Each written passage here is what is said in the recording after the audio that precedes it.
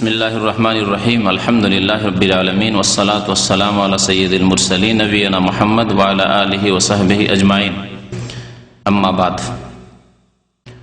क़ाल अल मुअल्लिफ़ रहिमहुल्लाहु तआला बाबु मा जाअ फ़ी मुनकिरिल क़द्र व क़ाल इब्न उमर रज़ियल्लाहु तआला अन्हुमा वल्लज़ी नफ़्सु इब्न उमर बियदिहि लौ कान लि अहदिहिम मिस्ल उहुदिन ज़हबन सुम्मा अनफ़क़हु फ़ी सबीलिल्लाह मा क़बिलहु अल्लाहु मिन्हु हत्ता यु'मिन बिल क़द्र सुम्मा इस्तदल्ल बिक़ौलि नबी सल्लल्लाहु अलैहि वसल्लम अल ईमान अन तु'मिना बिल्लाहि व मलाइकतिहि व कुतुबिहि व रुसुलिहि वल यौमिल आखिर वल क़द्रि खैरिहि व शर्रिहि व अन उबादा इब्न सामित रज़ियल्लाहु अन्हु अन्नहु क़ाल लिब्निहि या बुनय्या इन्नका लन तजिदा तअमल ईमान हत्ता तअलम अन्ना मा असाबका लम यकुन लियुख्तियक व मा अख्ताअका लम यकुन लियुसीबक समिअतु रसूलल्लाह सल्लल्लाहु अलैहि वसल्लम यक़ूल इन्ना अव्वल मा खलक़ल्लाहुल क़लम फ़क़ाल लहु उक्तुब फ़क़ाल रब्बी व माज़ा अक्तुबु क़ाल उक्तुब मक़ादीर कुल्लि शै हत्ता तक़ूम अस्साअ या बुनय्या समिअतु रसूलल्लाह सल्लल्लाहु अलैहि वसल्लम मन माता यक़ूल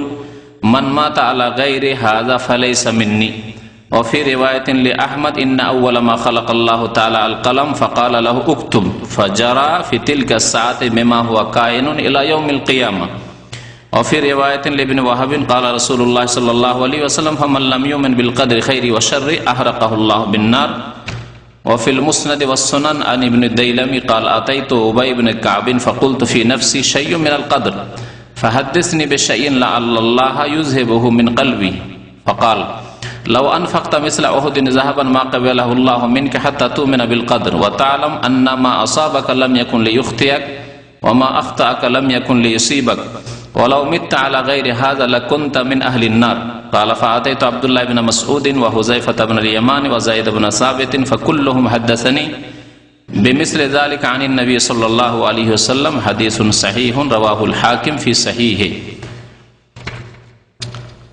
আজকের বিষয়বস্তু হচ্ছে তকদির সম্পর্কে।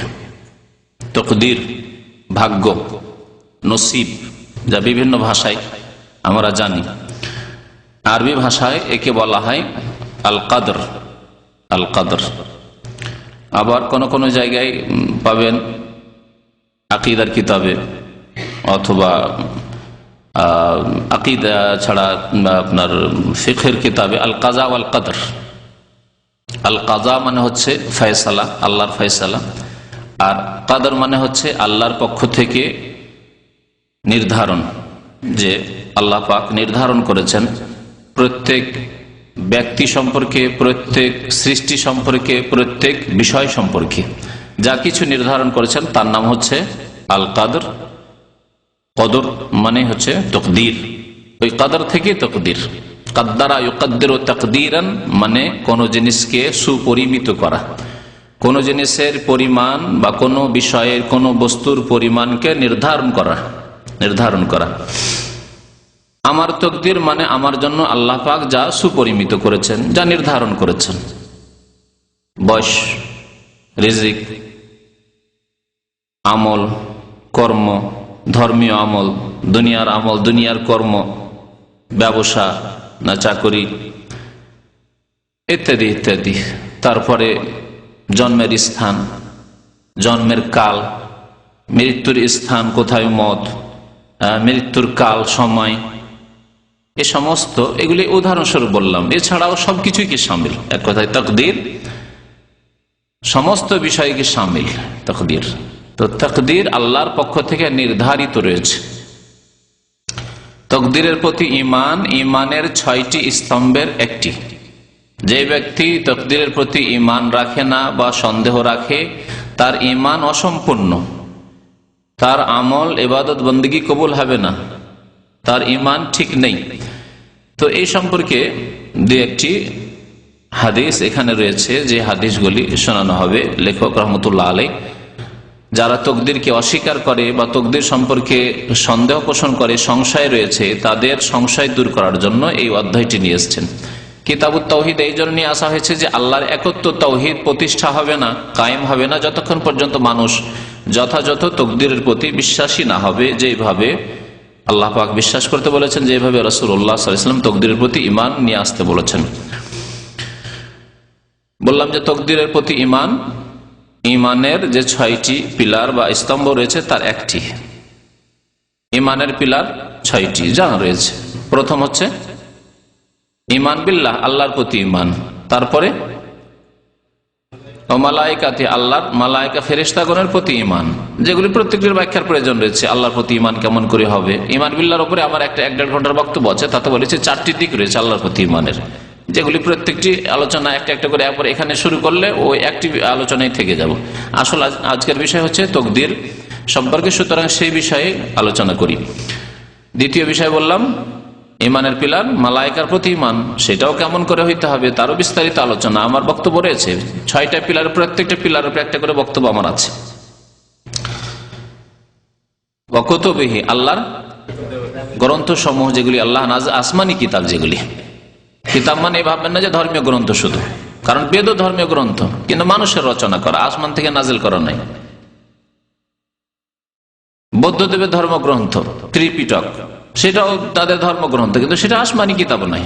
তো যেখানে কুতুবিহি বলা হয়েছে, কিতাব শুধু বলা হয়নি, শুধু যদি কিতাব এক কিতাব বলা হয়তো তাহলে তো আল কোরআন বলতাম, কিন্তু শুধু কোরআনের প্রতি ঈমান নাই, তার সাথে অন্যান্য আসমানি কিতাব যেগুলি আল্লাহ আকাশ থেকে নাজিল করেছেন, হ্যাঁ, যেগুলির সবগুলি আল্লাহ হয়তো উল্লেখ করেননি, যেগুলি উল্লেখ করেছেন সেগুলির নাম ধরে আমরা বিশ্বাস করবো। তাওরাত, ইনজিল, জবুর, আল্লাহ পাক এগুলি কোরআনে কারিমে উল্লেখ, সুহুফে ইব্রাহিম ও মূসা, সহিফার কথা আল্লাহ উল্লেখ করেছেন। কুতুবিহি, সেগুলি কিতাব আল্লাহর পক্ষ থেকে নাজিল হয়েছিল নির্দিষ্ট যুগের জন্য। সেই যুগ শেষ হয়েছে, অন্য নবী এসেছেন, শেষ নবী মুহাম্মদ সাল্লাল্লাহু আলাইহি ওয়াসাল্লাম আসার পরে সেই কিতাবগুলির বিধান রহিত করে দেওয়া হয়েছে। তারপরে সেই কিতাবগুলি সেই জাতিরা বিকৃত করেছে, যেমন বাইবেল, নতুন অনুশাসন, পুরাতন অনুশাসন, নিউ টেস্টামেন্ট, ওল্ড টেস্টামেন্ট, অর্থাৎ তাওরাত, ইনজিল, এগুলিকে তারা বিকৃত করে ফেলেছে। সেগুলি আসল রূপের নেই। আসল রূপে না থাকলেও তাতে আংশিক কিছু আল্লাহর বাণী রয়েছে, সবগুলি না থাকলেও কিছু কথা রয়েছে, কিন্তু জানা নেই কোনটি আল্লাহর কথা, সত্য কথা, কোনটি ভুল কথা। তারপর যেগুলি আল্লাহর কথা সেগুলি আল্লাহ পাক ঘোষণা করেছেন যে কোরআনুল কারীম নাযিল হওয়ার পরে, শেষ রাসূল মুহাম্মদ সাল্লাল্লাহু আলাইহি ওয়াসাল্লাম আসার পরে সেগুলিকে রহিত করে দেওয়া হয়েছে, ক্যান্সেল ঘোষণা করা আছে। সেই বিধান অচল, সেই বিধান আর চলবে না। যেমন ইংরেজদের সংবিধান ভারত উপমহাদেশ থেকে শেষ করে দেওয়া হয়েছে, চলবে কি? চলবে না। পাকিস্তানের বিধান বাংলাদেশ থেকে শেষ করে দেওয়া হয়েছে, পাকিস্তানি সংবিধান, সেই পাকিস্তানি সংবিধান আর বাংলাদেশে চলবে না 71-এর পরে, ঠিক না? তেমনি 1400 বছর আগে যেমনই শেষ নবী মুহাম্মদ সাল্লাল্লাহু আলাইহি ওয়াসাল্লাম চলে এসেছেন, তেমন তাওরাত, ইনজিল, জবুর এসবের বিধানকে রহিত করে দেওয়া হয়েছে, ক্যান্সেল ঘোষণা করা হয়েছে, তা চলবে না। কেউ ইহুদি হয়ে থাকবে, কেউ খ্রিস্টান হয়ে থাকবে, কেউ জবুর আর ইনজিলের প্রতি ঈমান রাখবে আর বলবে আমি মুক্তি পাবো, মুক্তি হবে না। এই মর্মে বহু দলিল রয়েছে, যেদিকে এখন আর প্রবেশ করছি না। তো কিতাব সমূহের প্রতি ঈমান, কোরআনে কারীমের প্রতি ঈমান হচ্ছে বিস্তারিত ঈমান। ঈমানও রাখতে হবে আল্লাহর কিতাব, এবং এই আল্লাহর কিতাব অবিকৃত আছে, অবিকৃত থাকবে কিয়ামত পর্যন্ত, যতদিন আল্লাহ এই কিতাব না উঠিয়ে নেবেন, পৃথিবী যতদিন ধ্বংস না হবে, এই কিতাবকে কেউ বিকৃত করতে পারবে না। এবং এই কিতাবের বিধান সারা বিশ্ববাসীর জন্য, কালো সাদা সবার জন্য। এই কিতাবের প্রত্যেকটি আয়াতের প্রত্যেকটি বিধান মানা, বিশ্বাস করা এবং তার বাস্তবায়ন করা ফরজ। তাহলে অন্য কিতাবের প্রতি ঈমান এতটুকু যথেষ্ট, যেগুলি আল্লাহর কিতাব ছিল, আল্লাহ পাক রব্বুল আলামিন নাযিল করেছিলেন, সেগুলি রহিত করে দিয়েছে। কিন্তু এই কোরআনুল কারীমের প্রত্যেকটি বিধান জীবনের প্রত্যেকটি ক্ষেত্রে যে যে ক্ষেত্রে রয়েছে তা বাস্তবায়িত করতে হবে।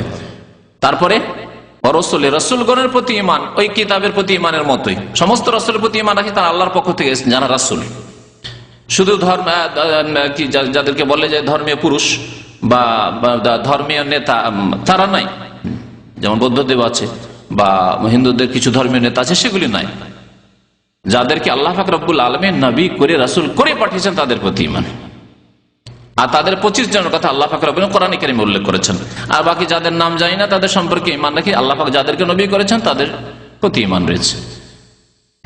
শেষ রাসূল সাল্লাল্লাহু আলাইহি ওয়াসাল্লামের প্রতি ঈমান, আকীদার ক্ষেত্রে, আমলের ক্ষেত্রে, জীবনের প্রত্যেকটি ক্ষেত্রে আপনাকে নবী করিম সাল্লাল্লাহু আলাইহি ওয়াসাল্লামের আদর্শ মোতাবেক জীবন যাপন করতে হবে।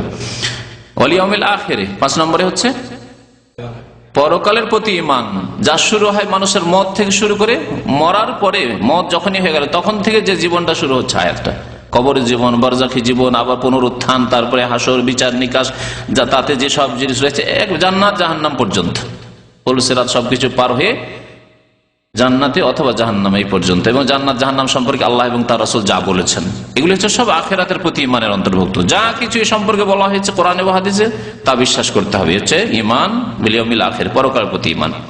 6 নম্বরে হচ্ছে ওয়াল কাদরি খাইরিহি ওয়া শাররিহি, ভালো মন্দ তাকদীরের প্রতি ঈমান। আল্লাহ পাক নির্ধারিত করেছেন, সে ভালো হইতে পারে মন্দ হইতে পারে, বান্দার দিকে লক্ষ্য করলে সেটাকে ভালো মন্দ দুই ভাগে ভাগ করা যাবে। এই কথাটি গুরুত্বপূর্ণ বিষয়, সূক্ষ্ম বিষয় মনে রাখবেন।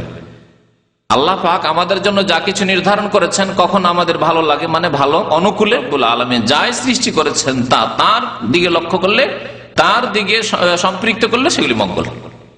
আল্লাহ পাক মঙ্গলের জন্য সৃষ্টি করেছেন।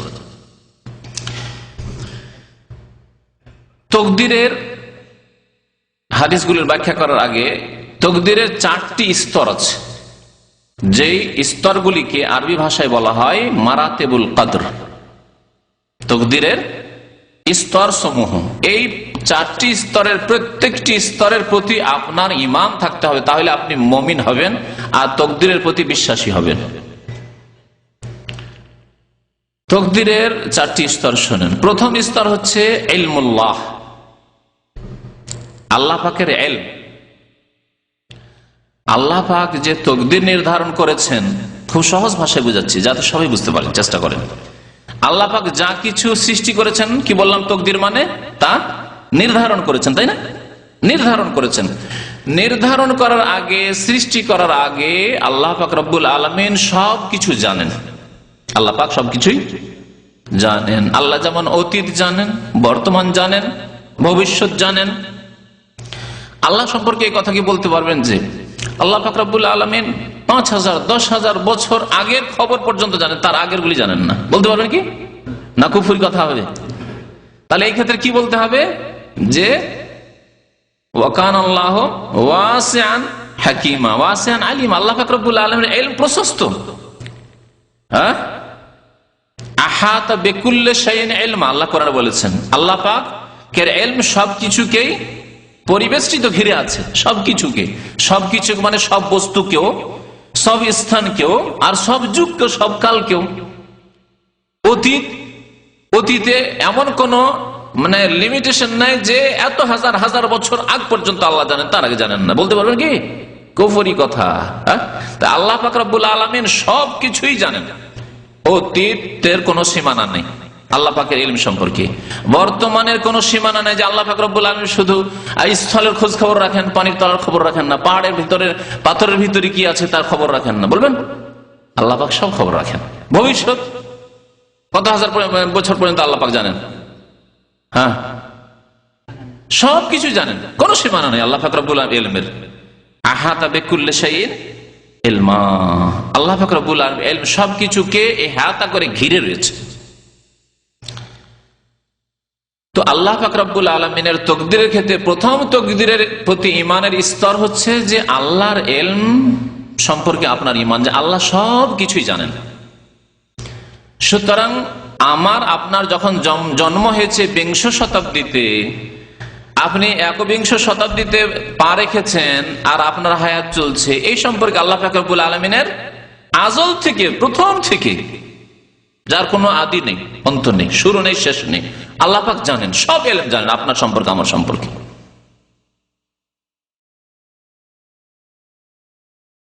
বুঝতে পেরেছেন এবার ইলম যে তকদির সম্পর্কে? তাহলে প্রথম বিশ্বাস করতে হবে আল্লাহ জানেন। শুধু ব্যক্তির সৃষ্টির ক্ষেত্রে নয়, কোন সৃষ্টি মাখলুকের সৃষ্টির ক্ষেত্রে নয়, মাখলুকের কর্মের সৃষ্টির ক্ষেত্রেও। আবার আমাদের সৃষ্টির ক্ষেত্রে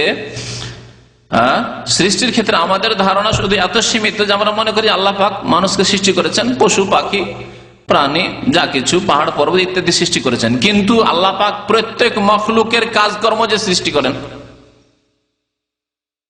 আল্লাহ বলছেন ওয়াল্লাহু খালাকাকুম ওয়া মা তা'মালুন, আল্লাহ তোমাদেরকে সৃষ্টি করেছেন এবং তোমরা যা আমল করো, কর্ম করো, তাও সৃষ্টি করেছেন। আপনি নামাজ পড়ছি, এই যে নামাজ পড়লাম, এই কর্ম, এগুলি আল্লাহর সৃষ্টি। কেউ খারাপ কাজ করছে, পাপের কাজ করছে, আল্লাহ পাক তাও সৃষ্টি করেছেন। এই জন্য খায়র আর শার বলা হয়েছে, আপনার দিকে লক্ষ্য করে ভালো মন্দ। কেউ ভালো আমল করলেন, ওটা আল্লাহ সৃষ্টি করেছেন, আর খারাপ আমল করলেন, সেটা আল্লাহ সৃষ্টি করেছেন। কিন্তু আল্লাহ পাকের দিকে লক্ষ্য করে সবগুলি খায়র। তো আল্লাহ পাক রব্বুল আলামিনের এই সম্পর্ক ইলম রয়েছে, শুধু ব্যক্তির সৃষ্টি সম্পর্কে নয়, মাখলুকের সৃষ্টি সম্পর্ক নয়, বরং মাখলুকের কর্ম। আপনি সৃষ্টি হবেন অমুক সালে, অমুক শতাব্দীতে, তারপরে আপনি কেমন আমল করবেন, আপনার দ্বারা কোন কোন আমলগুলি হবে, আল্লাহ পাক এই সম্পর্ক ইলম রাখেন না রাখেন না? যে আপনি আব্দুর রহমান এতদিন বাঁচবেন এবং এই আমলগুলি করবেন, ভালো বা খারাপ, আল্লাহ জানেন না জানেন না? সবকিছুই জানেন। এই জন্য আল্লাহ পাকের নাম হচ্ছে আলিম, আলেম নয়। আমরা যারা জ্ঞানী মানুষ তাদের কি বলি? আলেম বলি, আলিম বলতে পারি না। আলেম মানে যিনি জ্ঞান রাখেন, শরীয়তের আলেমকে আলেম বলি। হ্যাঁ, আরবি ভাষাতে বৈজ্ঞানিকদের আলেম বলছে, উলুম বলছে সায়েন্সকে, যে ইংরেজিতে সায়েন্স বলছেন, বাংলাতে যেটাকে বিজ্ঞান বলছেন, সেটা আরবি ভাষাতে ওই সাবজেক্টের নাম হচ্ছে উলুম। হ্যাঁ, ইলমুল ফিজিয়া, ইলমুল আহিয়া, বায়োলজিকে বলছে। হ্যাঁ, ইলম মানে সায়েন্স। তো সে হচ্ছে সায়েন্সের আলেম, কিন্তু আলিম নয়। আর আল্লাহ পাক কত জায়গায় কোরআনে কে বলেছেন, আল্লাহু বিকুল্লি শাইইন আলিম, আল্লাহ সবকিছু সম্পর্কে সম্যক জ্ঞাত, সম্যক জ্ঞাত তর্জমা করছে কোন জায়গায়, বা সর্বজ্ঞ, সবকিছুই জানেন, এ অর্থ করছেন আলিম। তাকদীরের একটি স্তর বললাম কি, আল্লাহ পাকের সবকিছু সম্পর্কে ইলম রয়েছে। দ্বিতীয় স্তর হচ্ছে যে আল্লাহ পাক যখন জানেন, তো আল্লাহ পাক সবকিছুর কিতাবা করেছেন, লিখে রেখেছেন। দ্বিতীয় স্তরের নাম হচ্ছে আল কিতাবা, লিখে রাখা। আল্লাহ জানেন আজল থেকে, সুতরাং আজলে আল্লাহ পাক রব্বুল আলামিন কি করেছেন?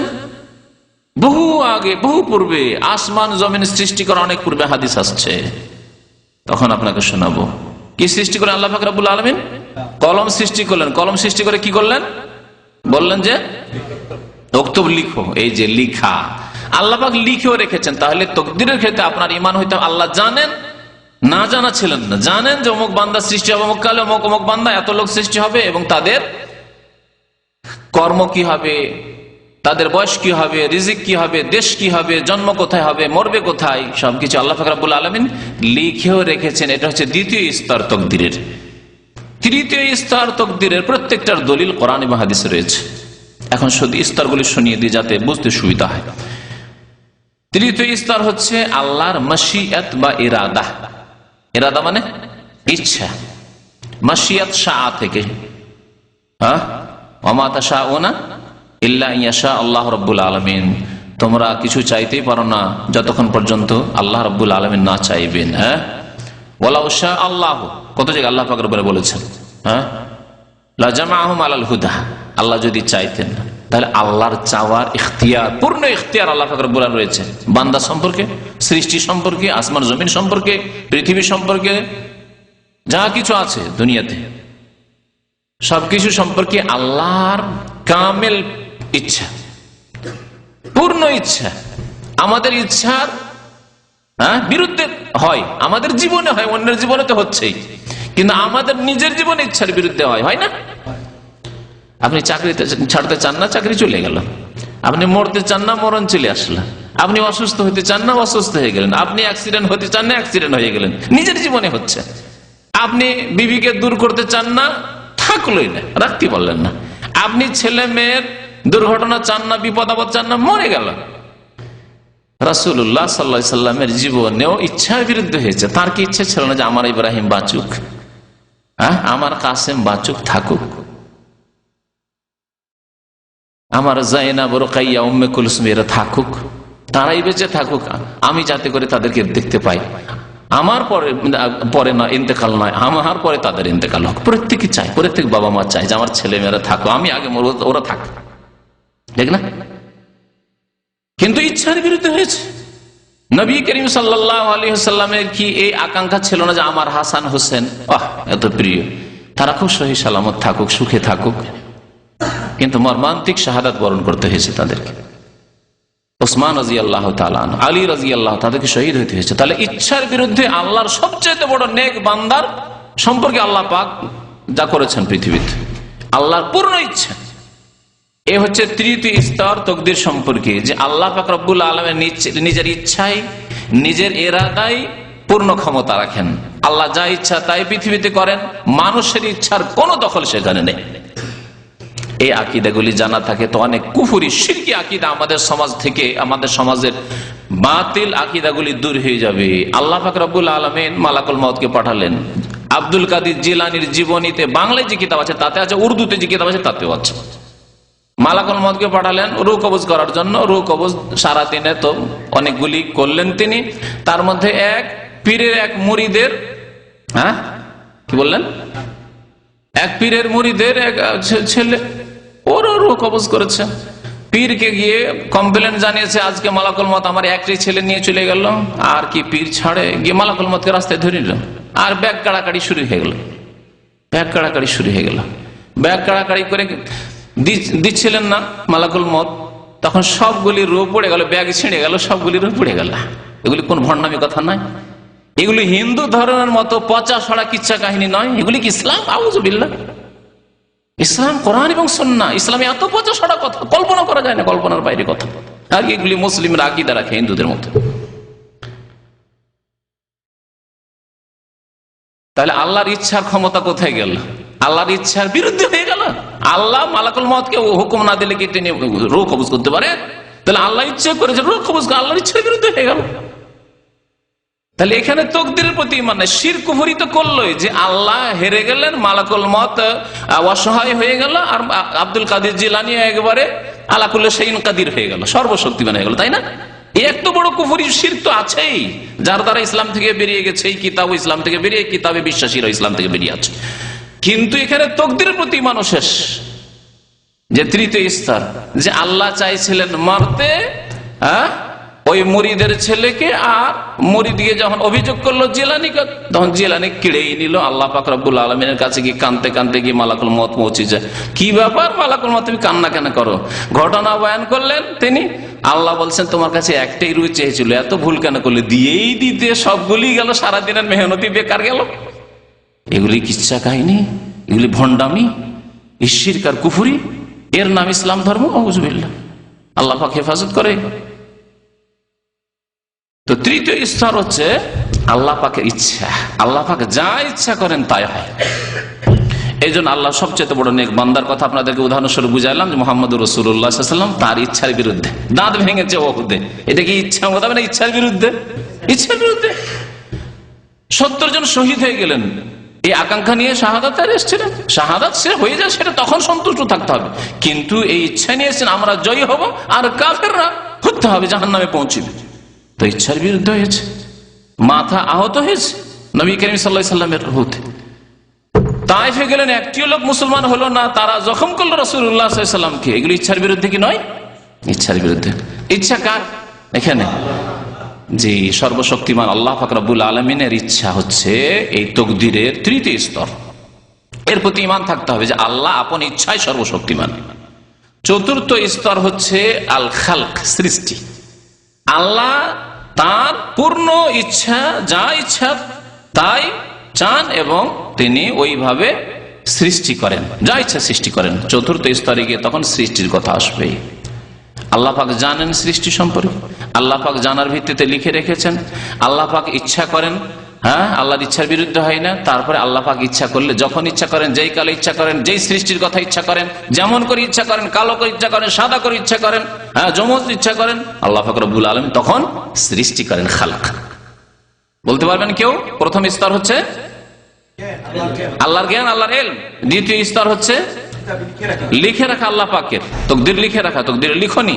তৃতীয় স্তর হচ্ছে আল্লাহ পাকের ইচ্ছা, ইরাদা। চতুর্থ স্তর হচ্ছে আল্লাহ পাকের সৃষ্টি। যারা তাকদীরকে অস্বীকার করেছে তাদের বিভিন্ন গ্রুপ আছে। তাদের মধ্যে যারা সবচেয়ে বেশি চরমপন্থী তাকদীরকে অস্বীকারী, তারা আল্লাহর ইলমকে অস্বীকার করেছে। আল্লাহর ইলমকে, সৃষ্টি সম্পর্কে অস্বীকার করেছে। তারা বলছে যে একটা লোক চুরি করে, চুরি করার আগে আল্লাহ জানে না যে এই লোকটি চুরি করবে। একটা উদাহরণ দিয়ে বোঝালাম আপনাকে। যারা তাকদীরকে অস্বীকার করেছে পূর্ণভাবে, যাদেরকে বলা হয়েছে যে এই উম্মতের এরা অগ্নি পূজক, মুশরিকেরা, যারা তাকদীরকে অস্বীকার করে, কাদরিয়া, তাকদীর অস্বীকারী। তো ওরা কি করতো? বলতো যে আল্লাহ পাক জানে না, আমরা ভালো করব না মন্দ করবো একটু পরে, আসর নামাজ পড়বেন না আল্লাহ জানে না। আউযুবিল্লাহ। তারপরে একটা লোকের কিছুক্ষণ পরে মত হবে, আল্লাহ জানেন না। যতক্ষণ ঘটনা না ঘটেছে এক কথা, ততক্ষণ আল্লাহ জানেন না, এলমকে অস্বীকার করেছে। কোন কোন তকদির অস্বীকারীরা এলমকে অস্বীকার না, আল্লাহ জানেন, তবে আল্লাহ লিখে রাখেননি, লিখাকে অস্বীকার করেছে। দ্বিতীয় স্তরকে অস্বীকার, প্রথম স্তরটাকে মেনেছে, আল্লাহ জানেন, আল্লাহ আলিম, সবকিছু জানেন ঠিক, কিন্তু আল্লাহ লিখে রাখেন, লিখা টিকা কিছু নেই। অথচ আল্লাহ পাক কোরআনে বলেছেন ওয়াকুল্লু শাইইন ফাআলুহু ফিজ জুবুর, প্রত্যেক কাজ, প্রত্যেক বস্তু যা তারা ফাআলুহু করে থাকে পৃথিবীতে, মানুষ করে থাকে, জিন করে থাকে, মালায়েকা করে থাকে, ফিজ জুবুর, তা আল্লাহর কাছে লিখা রয়েছে, ফিজ জুবুর, লৌহে মাহফুজে লিপিবদ্ধ রয়েছে। কোরআন আয়াতের অস্বীকার নয় যদি কেউ বলে আল্লাহ লিখে রাখেন না, হাদিসের অস্বীকার না, আসছে হাদিসগুলি। তৃতীয় স্তর কি? তৃতীয় স্তর কি বললাম? আল্লাহর ইচ্ছা। তারা বলছেন না, আল্লাহ কি করে খারাপ কাজের ইচ্ছা করতে পারেন? এখানে সংশয় হয়েছে, একটা লোক চোর চুরি করছে, একটা খনি খুন করছে, একটা লোক জেনাকার জেনা করছে, ব্যভিচার করছে, আল্লাহ কি করে ইচ্ছা করতে পারেন? আল্লাহ খারাপ কাজের কি করে ইচ্ছা করতে পারেন? তো যারা মাঝারি ধরনের কাদরিয়া তকদির অস্বীকারী, তারা এলম মেনেছে, লিখা হয়তো মেনেছে, কিন্তু আবার এটাকে মানেনি, বলছে না না আল্লাহ খারাপ কাজের ইচ্ছা, আল্লাহ ভালো কাজের শুধু ইচ্ছা করেন। এটা লোক নামাজ পড়ছে, রোজাদার রোজা করছে, ওগুলো ইচ্ছা আল্লাহ করেন, কিন্তু চোর ডাকাত চুরি করছে, ডাকাতি করছে, জেনা করছে, মদ খাচ্ছে, ওগুলো ইচ্ছা আল্লাহ করেন না। যদি এই কথা বলা হয় তাহলে কুফরি এই আসবে, তার আল্লাহ এখানে অনিচ্ছুক, আল্লাহ চুরি চান না, ডাকাতি চান না, জেনা চান না, কিন্তু বান্দা করে নিতে পারলো, তাহলে আল্লাহ এখানে অসহায় হয়ে গেলেন না, অপারগ হয়ে গেলেন না? এই যে খণ্ডনটা শুনে রাখেন ভালো করে, আল্লাহ দুর্বল হয়ে যাচ্ছেন, বান্দাই শক্তিশালী হয়ে যাচ্ছে, যে আমি চুরি করব, আমি ডাকাতি করব, আল্লাহ ইচ্ছা করেন না, ওরা করে ফেললো। সেজন্য আগে বলেছি যে আল্লাহ পাক রব্বুল আলামিন ইচ্ছা করেন সব কাজেরই, কিন্তু বলবো না যে আল্লাহ পাক খারাপের ইচ্ছা করেন, ওটা আল্লাহর দিকে যখন লক্ষ্য করবো তখন বলবো সবগুলি ভালো, কিন্তু বান্দার দিকে যখন লক্ষ্য করে বলবো তখন ভালো কাজটি ভালো আর খারাপ কাজটি খারাপ। কারণ বান্দাকে আল্লাহ পাক শরীয়তের দায়িত্ব দিয়েছেন যে তোমাকে সৎ কাজ করতে হবে, অসৎ কাজ থেকে বাঁচতে হবে। চতুর্থ স্তর কি বললাম? সৃষ্টি করা। এই ক্ষেত্রে কাদিরিয়াদের একদল আছে, তারা মুতাজিলারা, এরা সবচেয়ে হালকা কাদিরিয়া তকদির অস্বীকারী। তারা এই চতুর্থ স্তরকে অস্বীকার করে। তারা বলছে যে আল্লাহ পাক সৃষ্টি করলেন, ঠিক আছে, আল্লাহকে সৃষ্টিকর্তা মানলাম, কিন্তু ভালো কাজের সৃষ্টিকর্তা বলবো, আল্লাহ খারাপ কাজের কি করে সৃষ্টিকর্তা হইতে পারে? তারপর আল্লাহকে বস্তুর সৃষ্টিকর্তা মানবো, বস্তুর সৃষ্টিকর্তা, বস্তু মানে মানুষ, আল্লাহ মানুষকে আল্লাহ সৃষ্টি করেছেন, সাপ আল্লাহ সৃষ্টি করেছেন, বিচ্ছু আল্লাহ সৃষ্টি করেছেন, ঠিক আছে, বাঘ, হ্যাঁ, হিংস্র পশু ইত্যাদি সবকিছু, কুকুর, শিরগাল সবকিছু আল্লাহ সৃষ্টি করেছেন। কিন্তু মানুষের কর্মের ক্ষেত্রে তারা বলছে যে আল্লাহ মানুষের ভালো কর্ম সৃষ্টি করেন, খারাপ কর্মটা আল্লাহ সৃষ্টি করেন না। খারাপ কর্ম যেটা একজন থেকে হইল, হ্যাঁ, শিরক হইল, আল্লাহ ওটা সৃষ্টি করেন না। যদি আল্লাহ সৃষ্টি করেন তাহলে তো আল্লাহর উপরে দোষ লেগে যায়। আল্লাহকে দোষ থেকে বাঁচাতে চেয়েছে, তারপরে তার আরেক দোষে পড়ে গেছে। সেটা কি? যে আল্লাহ তাহলে খারাপটা সৃষ্টি করেননি। শুনে রাখুন ভালো করে, আল্লাহ যদি তকদির যারা অস্বীকার করেছে এই পয়েন্টে, তাদেরকে বলুন যে আল্লাহ শিরক সৃষ্টি করেননি। তাহলে কে সৃষ্টি করলো? একজন তো অবশ্যই সৃষ্টি করেছে। তাহলে যেই ব্যক্তি কবরে সেজদা করলো, যেই ব্যক্তি দুর্গা সরস্বতীকে সেজদা করলো, সে নিজেই সৃষ্টি করলো। তাহলে কটা সৃষ্টিকর্তা হইল? হ্যাঁ, বহু সৃষ্টিকর্তা। যত লোক পাপ করছে, খারাপ কাজগুলি করছে, তত সৃষ্টিকর্তা তাদের কাছে। তাহলে তারা মুওয়াহিদ থাকলো, মুসলিম থাকলো না মুশরিক হয়ে গেল? মুশরিক হয়ে গেল। এখানে এসে তারা মুশরিক হয়ে গেল। আর আহলে সুন্নাত ওয়াল জামাত তারা বলছে যে আল্লাহ পাক সব কিছুই সৃষ্টি করেছেন, কিন্তু আল্লাহ পাক রব্বুল আলামিন যেহেতু মানুষকে স্বাধীনতা দিয়েছেন ভালো কাজ করার ও মন্দ কাজ করার, সেজন্য মন্দ কথাটি বান্দার দিকে সম্পৃক্ত করে বলবো যে বান্দা, তুমি নিজের স্বেচ্ছায় স্বাধীনতায় তুমি এই খারাপ কাজগুলি করলে। এই কয়েকটি কথা তকদির সম্পর্কে মনে রাখবেন, ইনশাআল্লাহ তাআলা তকদির বুঝতে সুবিধা হবে। এছাড়া আমার তকদির একটা বক্তব্য আছে আগের। এখন হাদিসগুলি পড়ুন। লেখক বলছেন বাবু মা জাআ ফি মুনকারিল কদরে, এই অধ্যায় হচ্ছে তকদির অস্বীকারীদের সম্পর্কে। তকদির অস্বীকারী সম্পর্কে হাদিসে কি এসেছে তা তিনি বলতে চেয়েছেন এখানে। তারপরে আব্দুল্লাহ বিন ওমর রাদিয়াল্লাহু তাআলা আনহুমা, দ্বিতীয় খলিফা আমিরুল মুমিনিন ওমর রাদিয়াল্লাহু তাআলা আনহুর ছেলে, খুব বড় সাহাবী ছিলেন এবং খুব জ্ঞানী ছিলেন। বহু হাদিস তিনি বর্ণনা করেছেন। তিনি বলছেন ওয়াল্লাযী নাফসু ইবনে ওমর বিয়াদিহি, তার জীবদ্দশাতেই কাদরিয়াদের তকদির অস্বীকারী একটি দল জন্ম নিয়েছিল মুসলিম জাতিতে, আর এদের প্রথম জন্ম হয় বাসরায়, ইরাকের বাসরা কুফা শহর, ওমর রাদিয়াল্লাহু তাআলার জমানায় ওই শহরগুলি আবাদ হয়েছিল। এই বাসরা শহরে প্রথম একটি দল বেরোয় যারা তকদিরকে অস্বীকার করে। কাদরিয়া মানে তকদির অস্বীকারী, তাদেরকে আরবিতে কাদরিয়া বলা হয়। মদিনায় বাসরা থেকে বেশ কিছু আহলে সুন্নাত ওয়াল জামাত সহিহ আকীদার লোকেরা এসে জিজ্ঞাসা করলেন যে আমাদের দেশে, আমাদের শহরে বাসরায় কিছু লোকেরা আজকাল নতুন নতুন কথা বলছে তকদির বলে কিছু নেই, যা কিছু ঘটছে তাই ঘটছে, আল্লাহ আগে থেকে লিখেও রাখেননি, আর আল্লাহ পাক রব্বুল আলামিন ইচ্ছাও করেন না, যা কিছু বান্দা নিজে ইচ্ছা করে, আমি একটা খারাপ কাজ করলাম আমার ইচ্ছাতেই করলাম, আল্লাহ পাকের ইচ্ছার ওখানে কোনো দখল নেই। এবং আল্লাহ পাক রব্বুল আলামিন এগুলি আগে জানেনও না, হয়তো যে যতগুলি স্তরের কথা বলা হলো, তকদিরকে তারা অস্বীকার করে, যা কিছু ঘটছে এখনই ঘটলো, আগে থেকে আল্লাহ পাক লিখেও রাখেননি, আল্লাহ পাক রব্বুল জানেন না, আল্লাহ পাক সব সৃষ্টি করেন, তকদির বলে কিছু নেই। সেই সময় আব্দুল্লাহ বিন ওমর রাদিয়াল্লাহু তাআলা আনহুমা ওই লোকদেরকে, যারা এসে জানিয়েছিল এই সম্পর্কে যে বাসরাতে তকদির অস্বীকারী দলের জন্ম হয়েছে, মুসলিম জাতিতে ফিরকা শুরু হচ্ছে, নবী সাল্লাল্লাহু আলাইহি সাল্লাম বলেছিলেন যে আমার উম্মতে কতটি দল বেরোবে? 73টি দলের প্রথম দল, দ্বিতীয় দল, এগুলি নবী সাল্লাল্লাহু আলাইহি সাল্লামের সাহাবায়ে কেরামের জামানাতে হয়ে গেছিল। প্রথম দল বের হলো রাফেজি আর খারেজি, দুটি দল প্রথম বের হলো। তারপরে এই কাদরিয়া বের হলো। এইভাবে দলের ওপর দল বেরোতে বেরোতে বেরোতে দলের শেষ নেই। তারপরে তরিকত তাসাউফের দলগুলি বেরোলো, তাসাউফে প্রথম 4টি দল বেরোলো, 4টি থেকে আবার শাখা প্রশাখার শেষ হলো না, কত যে দল রয়েছে। এভাবে 73 বড় বড় দল 73টি রয়েছে, আর ছোটখাটো দলের অভাব নেই মুসলিম জাতিতে। ইহুদি খ্রিস্টানদেরকে পিছনে ছেড়ে দিয়েছে নবী সাল্লাল্লাহু আলাইহি ওয়াসাল্লাম বলেছে ইহুদিরা 71 ভাগে বিভক্ত হবে, খ্রিস্টানরা 72 ভাগে বিভক্ত হবে, আর আমার উম্মত 73 ভাগে বিভক্ত হবে। আর জান্নাতে যাবে কতটি দল? সবগুলি। হ্যাঁ, জাহেল মূর্খরা বলে যে ঢাকা আসার জন্য রাস্তা তো অনেক, রাস্তার অভাব আছে। কেউ চিটাগাংয়ের দিক থেকে আসছে, কেউ সিলেটের দিক থেকে আসছে, কেউ আপনার পটুয়াখালী ওই দিক থেকে বরিশাল থেকে আসছে, কেউ আসছে উত্তরবঙ্গ থেকে আসছে, কেউ দক্ষিণবঙ্গ থেকে আসছে, বিভিন্ন রাস্তা। আবার আশেপাশে তো অনেক রাস্তা আছে, যে ছোটখাটো রাস্তা আছে, কেউ আসছে আশেপাশে ডিস্ট্রিক্ট থেকে আসছে। সবগুলি কিন্তু রাস্তা পৌঁছাচ্ছে কোথায়? ঢাকায় পৌঁছাচ্ছে। লক্ষ্য উদ্দেশ্য এক। গুমরা পথভ্রষ্ট লোকেরা ওই রকমই বলে যে এত দল থাকলে কি হবে, সবগুলির উদ্দেশ্য তো আল্লাহ, আর সবগুলির উদ্দেশ্য তো দিন কায়েম, দিন পালন। সুতরাং সবগুলি ঠিক না। এই দুনিয়ার উদাহরণ দিনের ক্ষেত্রে চলবে না, কারণ দুনিয়ার ক্ষেত্রে আমরা চোখের সামনে দেখছি যে রাস্তা সবগুলি আছে, আর সবগুলি রাস্তা বাস্তবে অনুভব করছি যে আমি এই রাস্তা ধরে পৌঁছে গেলাম। কোনদিন আসলাম উত্তরবঙ্গ থেকে গাড়ি ধরে, তাও দেখলাম যে আমি ঢাকা পৌঁছে গেলাম। দক্ষিণবঙ্গ থেকে আসলো, ঢাকা পৌঁছে গেলাম। রাস্তা ধরলে পূর্ব দিক থেকে আসলো, সে পৌঁছে গেলাম। এগুলো দেখতে পাচ্ছি চোখের সামনে, বুঝতে পারছি, নকশা তো বুঝতে পারছি। আর এছাড়াও যদি সারা পৃথিবীর হয়, বিভিন্ন রাস্তা রয়েছে। আপনি আমেরিকা যাবেন, আপনি পূর্ব দিক দিকে যান আর পশ্চিম দিক দিকে যান, আপনি যেতে পারবেন, এটা অনুভব করতে পারছেন আপনি।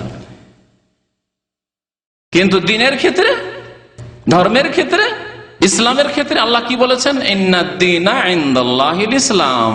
জীবন বিধান মাত্র আল্লাহর কাছে হচ্ছে ইসলাম। একটি, দুই রাস্তার কথা বলেননি। ওয়া মান ইয়াবতাগি গায়রাল ইসলামি দীনান, যে ব্যক্তি ইসলাম ছাড়া অন্য কোন জীবন বিধান রাস্তা খুঁজবে, ফালা ইউকবাল মিনহু, আল্লাহ কবুলই করবেন না। অন্য কোন রাস্তা আল্লাহ পাক কবুলই করবেন না। ইসলাম হচ্ছে একটি। এই জন্য আল্লাহ পাক সূরা ফাতিহাতে শিখিয়েছেন ইহদিনাস সিরাতাল মুস্তাকিম। আল্লাহ আমাদেরকে সিরাতে মুস্তাকিম, সহজ সরল পথ দেখাও। সিরাত এক বচনে, একটি রাস্তার কথা আল্লাহ পাক বলেছেন। সিরাত মানে রাস্তা।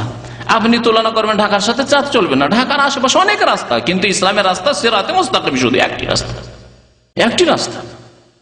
সুতরাং ভাববেন না যে আমরা নকশবন্দি তরিকাতে আছি, আমরা আপনার চিশতি তরিকাতে আছি, আমরা আছি কাদেরি তরিকাতে, আমরা অন্য কোন তরিকা, আমরা আকীদায় আছি। এইসব চলবে না। আপনাকে মুহাম্মদ রাসূলুল্লাহ সাল্লাল্লাহু আলাইহি ওয়াসাল্লামের একটি তরিকার উপর আসতে হবে, সিরাতে মুস্তাকিমের উপর। ইবনে উমর রাদিয়াল্লাহু তাআলা আনহুমাকে যখন বলা হলো, তিনি বললেন ওয়াল্লাযী নাফসু ইবনে উমর বিয়াদিহি, সেই আল্লাহর শপথ করে বলছি যার হাতে ইবনে উমরের প্রাণ রয়েছে, যার হাতে ইবনে উমরের জীবন রয়েছে, শুনিয়ে দিও তাদেরকে গিয়ে, লাউ কানা লি আহাদিহি মিসলা উহুদিন যাহাবান, ওই বাসরার যারা তাকদীর অস্বীকারী, তাকদীর সম্পর্কে যারা সন্দেহকারী, তাদের যদি উহুদ পাহাড়ের সমান সোনাও থাকে নিজের বাড়িতে, সুম্মা আনফাকাহু ফি সাবিলিল্লাহ, এবং সেই সোনা দানা কিছু রাখলো না, সব আল্লাহর রাস্তায় কি করলো, ব্যয় করে দিল, খরচ করে দিল, মা কাবিলাহুল্লাহ মিনহু, তাদের থেকে আল্লাহ তা কবুল করবেন না, কবুল করবেন না। কতক্ষণ?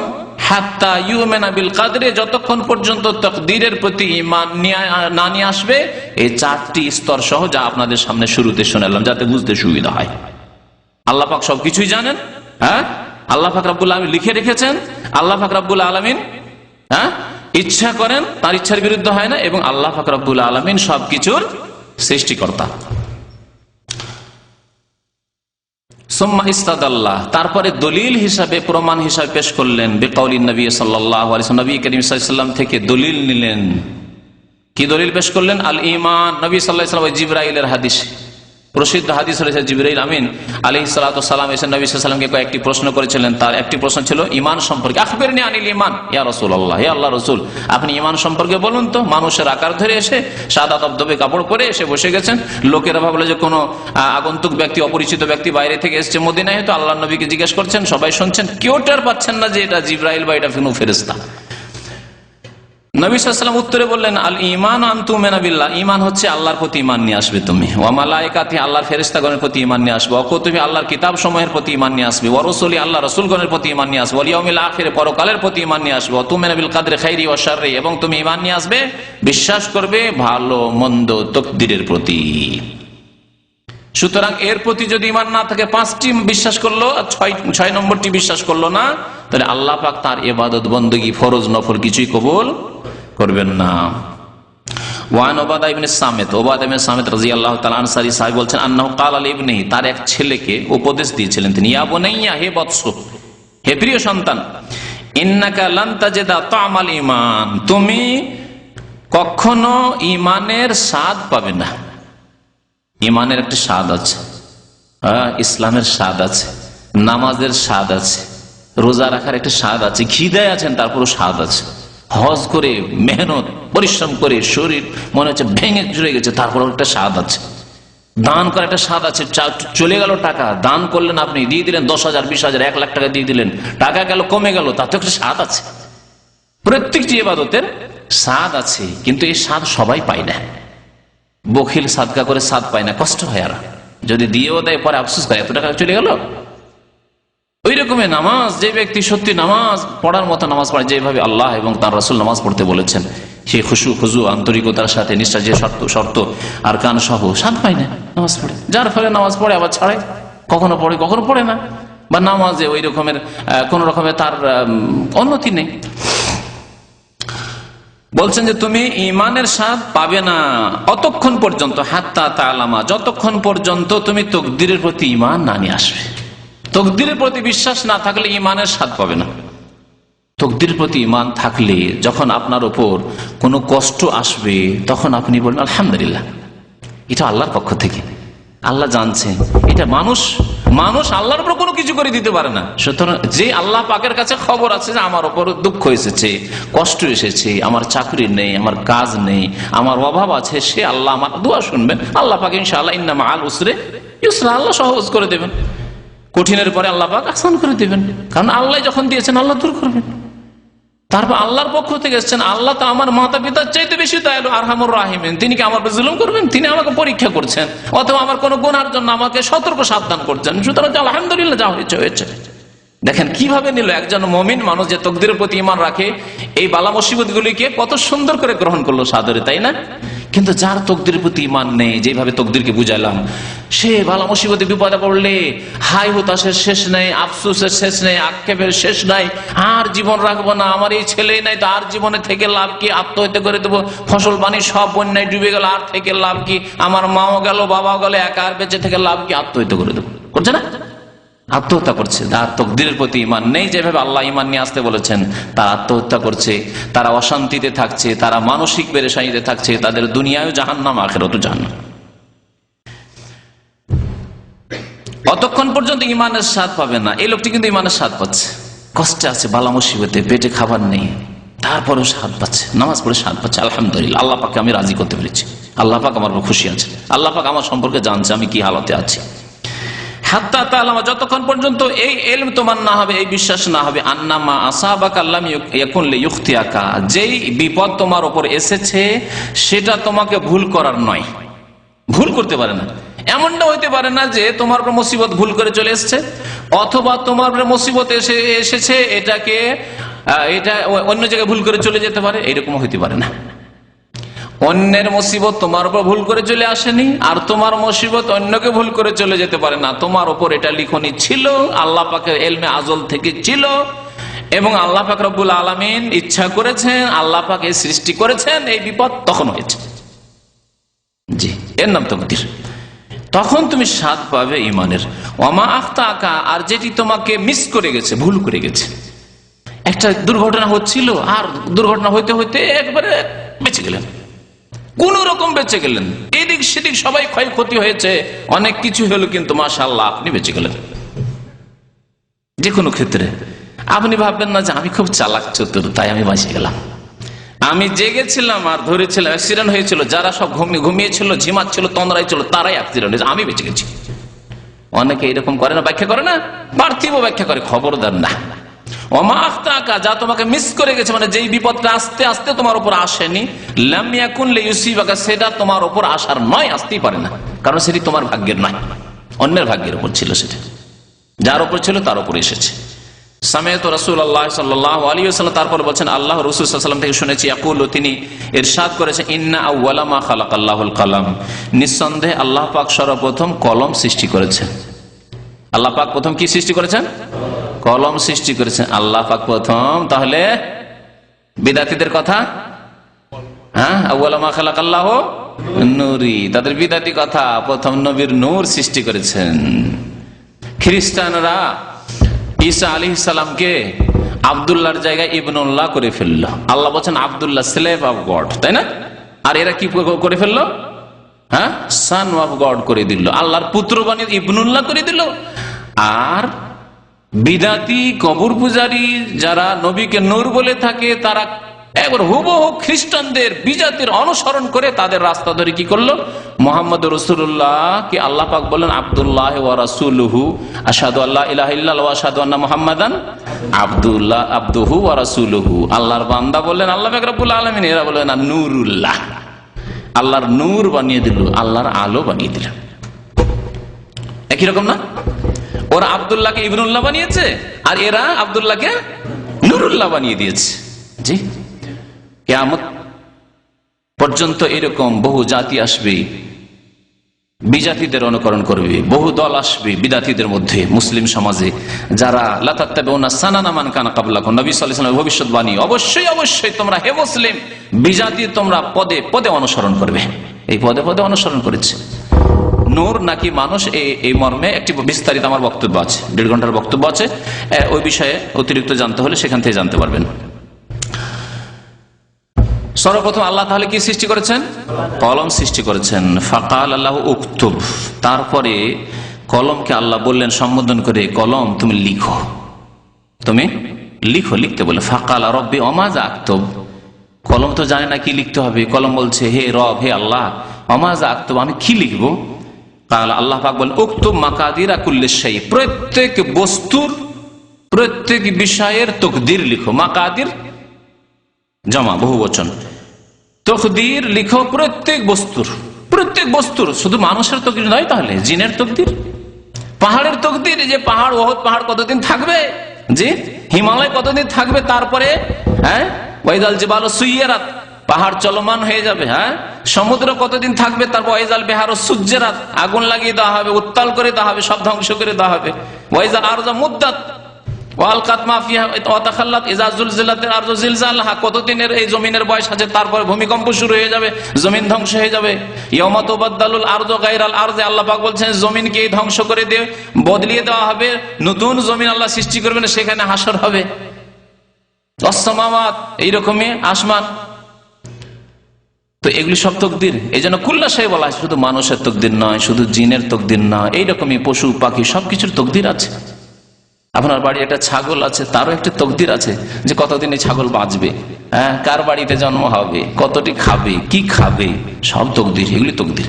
আল্লাহু আকবার। এইভাবে যখন আমরা ইলম শিখবো আকীদা সম্পর্কে, তখন আল্লাহ সম্পর্কে আমাদের কেমন জ্ঞান হবে এবং আল্লাহকে কত বড় মনে, আল্লাহু আকবার, তখন এই অর্থ বুঝতে পারবো যে আমরা যে তাকবীরে তাহরিমা বলি আল্লাহু আকবার, কিন্তু বুঝি না। আল্লাহু আকবার বলি, আবার আমার কাজে কর্মে কিন্তু আমার পার্টি বড়, সারা জীবন পার্টির মেহনত করলাম, তাই না? যে যে পার্টি করছেন, যে দল করছেন, সেই দলেরই মেহনত করতে আছেন আপনি। তো শুধু কথায় আল্লাহ আকবার বললে তো হবে না, অন্তরে আল্লাহ আকবার যেমন বলতে হবে, জবানে যেমন আল্লাহ আকবার বলতে হবে, তেমনি কাজে কর্মে আল্লাহু আকবার। জি, আল্লাহু আকবার। আল্লাহ সবচাইতে বড়, সবকিছুর চাইতে বড়। সমস্ত কিছুর তকদির লিখতে বললেন, তাও কি কিছু দিনের? হাত্তা তাকুমা সা, কিয়ামত পর্যন্ত। কিয়ামত পর্যন্ত যত কিছু আসবে, এসেছে, এখন আছে, পৃথিবীতে আরো আসবে, যা কিছু আসবে সবকিছুর তকদির। এই যে আপনাদের পকেটে পকেটে মোবাইল, কোন যুগে মোবাইল আসবে এটাও তকদির, আল্লাহ লিখে রেখেছেন যে এত সালে পৃথিবীতে এমন কিছু যন্ত্র আবিষ্কার হবে, এরোপ্লেন আবিষ্কার হলো, আরো কিছু আবিষ্কার হবে। আল্লাহ পাক রব্বুল আলামিন লিখে রেখেছেন কখন কোন বস্তু আবিষ্কার হবে। আল্লাহ পাক বলছেন ওয়া ইয়াখলুকু মা লা তা'লামুন, আল্লাহ এমন এমন কিছু সৃষ্টি করবেন পৃথিবীতে, মা লা তা'লামুন, বান্দা তোমরা জানোই না যে আরো কি সৃষ্টি হবে। 20 বছর আগে জানতেন না আপনি মোবাইলের কথা, হ্যাঁ, আল্লাহ পাক আরো কত কি সৃষ্টি করবেন পৃথিবীতে যা তোমরা জানো না। তারপরে বলছেন যে হে বৎস, সামিআতু রাসূলুল্লাহ সাল্লাল্লাহু আলাইহি ওয়াসাল্লাম, আমি আল্লাহ রাসূল সাল্লাল্লাহু আলাইহি ওয়াসাল্লামের কাছে শুনেছি, ইয়াকুলু মান মাতা আলা গায়রি হাযা, যেই ব্যক্তি এই আকীদা, এই বিশ্বাস ছাড়া, এই ঈমান ছাড়া অন্য কোন বিশ্বাসের উপর, ভ্রান্ত বিশ্বাসের উপর মরবি, অর্থাৎ তকদিরকে বিশ্বাস না করে বলে না না তকদির কিছু নেই, তকদির নেই, এগুলো আমরা নিজেরাই করছি, এগুলো আমরা আল্লাহকে সৃষ্টি করছি, যা করছি ভালো করছি আমরা করছি, খারাপ করছি অন্যায় করছি। আল্লাহ পাক রব্বুল আলামিনের এখানে ইচ্ছারও কোনো দখল নেই, ক্ষমতা নেই, আর আল্লাহ পাক রব্বুল আলামিন এসব সৃষ্টি করেন না। তকদির সম্পর্কে যদি এইরকম সংশয় থাকে, মান মাতা আলা গায়রি হাযা, এই তকদিরের প্রতি ঈমান ছাড়া অন্য কোন ঈমানের উপর যদি অন্য কোন বিশ্বাস, ভ্রান্ত বিশ্বাসের উপর মত হয়ে যায়, ফালাইসা মিন্নী, তাহলে সেই ব্যক্তি বা তারা আমার উম্মতের দলভুক্ত নয়, আমার উম্মতের লোক নয়। নবী করিম সাল্লাল্লাহু আলাইহি ওয়াসাল্লাম তকদির অস্বীকারী, তকদিরে সন্দিহান ব্যক্তি যারা, তাদেরকে নিজের উম্মত থেকে বহিষ্কৃত করে দিয়েছে। ফালাইসা মিন্নী, তারা আমার উম্মতের লোক নয়। অফি রিওয়ায়াতিন লি আহমদ, ইমাম আহমদ রাহমাতুল্লাহ আলাইহি মুসনাদ আহমদের একটি হাদিসে রয়েছে, ইন্না আউওয়ালা মা খালাকাল্লাহু তাআলা আল কালাম, নিশ্চয় আল্লাহ পাক রব্বুল আলামিন প্রথম কলমকে সৃষ্টি করলেন। ফাকাল, আল্লাহ তাকে বলেন উকতুব, লিখো। ফাজারা ফি তিলকা সাআতে, এই অতিরিক্ত কথা এখানে রয়েছে, সেই সময় কলম চালু হয়ে গেল, বিমা হুয়া কায়নুন ইলা ইয়াউমিল কিয়ামা, কিয়ামত পর্যন্ত যা কিছু হবার আছে সবকিছু লিখতে চালু হয়ে গেল, চালু হয়ে গেছে কলম, লিখতে আছে, লিখে শেষ করে দিয়েছে সব। আর একটা হাদিসে রয়েছে, এখানে ওই হাদিসটি নাই, 40 হাদিসের ছোট কিতাব আছে, তাতে শেষ অংশে ওই হাদিসটির আছে। তারপরে জাফাতিল আকলামু ওয়া তুবিয়াতিস সুহুফু, কলমের কালি শুকিয়ে গেছে এবং লিখার পরে খাতা, যে তকদির লিপি আছে তা বন্ধ করে দেওয়া হয়েছে, তবিয়াত মুড়িয়ে রেখে দেওয়া হয়েছে। কি বুঝতে পারলেন? মানে প্রত্যেকের তকদির লিখার পরে কলম শুকিয়ে গেছেন, আর নতুন করে কারেকশন হবে না। কলম যদি শুকিয়ে যায় আপনার, আর যদি কোনো লিখাতে ভুল হয়, তাহলে আর কি ওই ভুলটা কারেকশন করতে পারবেন? তারপর আপনার ভুল হইতে পারে, আল্লাহ পাক রব্বুল আলামিনের কি ভুল হইতে পারে? সুতরাং আল্লাহ পাক যা লিখিয়ে দিয়েছেন, কলমকে যা আদেশ করেছেন, যা লিখার লিখা হয়ে গেছে, কলম শুকিয়ে গেছে, মানে আর কলম লিখবে না।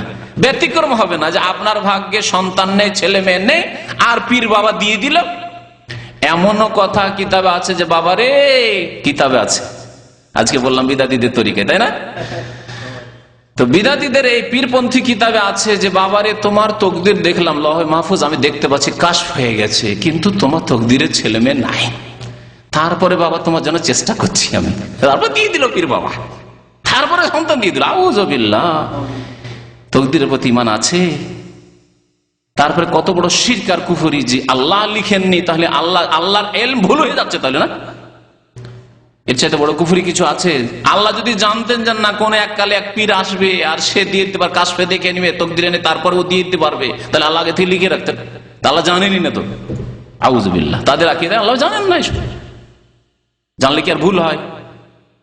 আমাদের ভুল এই জন্য হয় যে আমরা জানি না, সেজন্য অনেক ভুল করি আমরা, কিন্তু আল্লাহ পাক রব্বুল আলামিন সবকিছুই তো জানছেন। এগুলি কুফরি, স্পষ্ট কুফরি এবং বড় কুফরি কথা।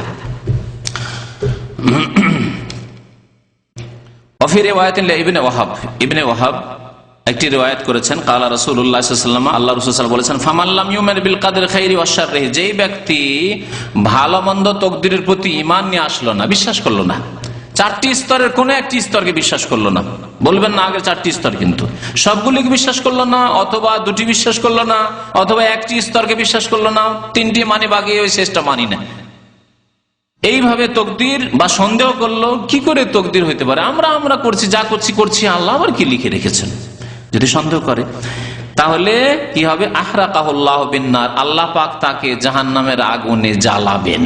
আহরাকাহুল্লাহ বিন্নারি, জাহান্নামের আগুনে জ্বালাবেন। নামাজও পড়ে, রোজাও রাখে, ওহদ পাহাড়ের সমান স্বর্ণ চাঁদি খরচ করে, আল্লাহ রাস্তায় ব্যয় করে, সাদকা যাকাত করে, মসজিদ মাদ্রাসা এতিমখানা সবকিছুই করে, সিজদায় যদি সারা জীবন পড়ে থাকে আর তাকদীর সম্পর্কে সন্দেহ করে, আহরাকাহুল্লাহ বিন্নার, আল্লাহ পাক জাহান্নামে জ্বালাবেন।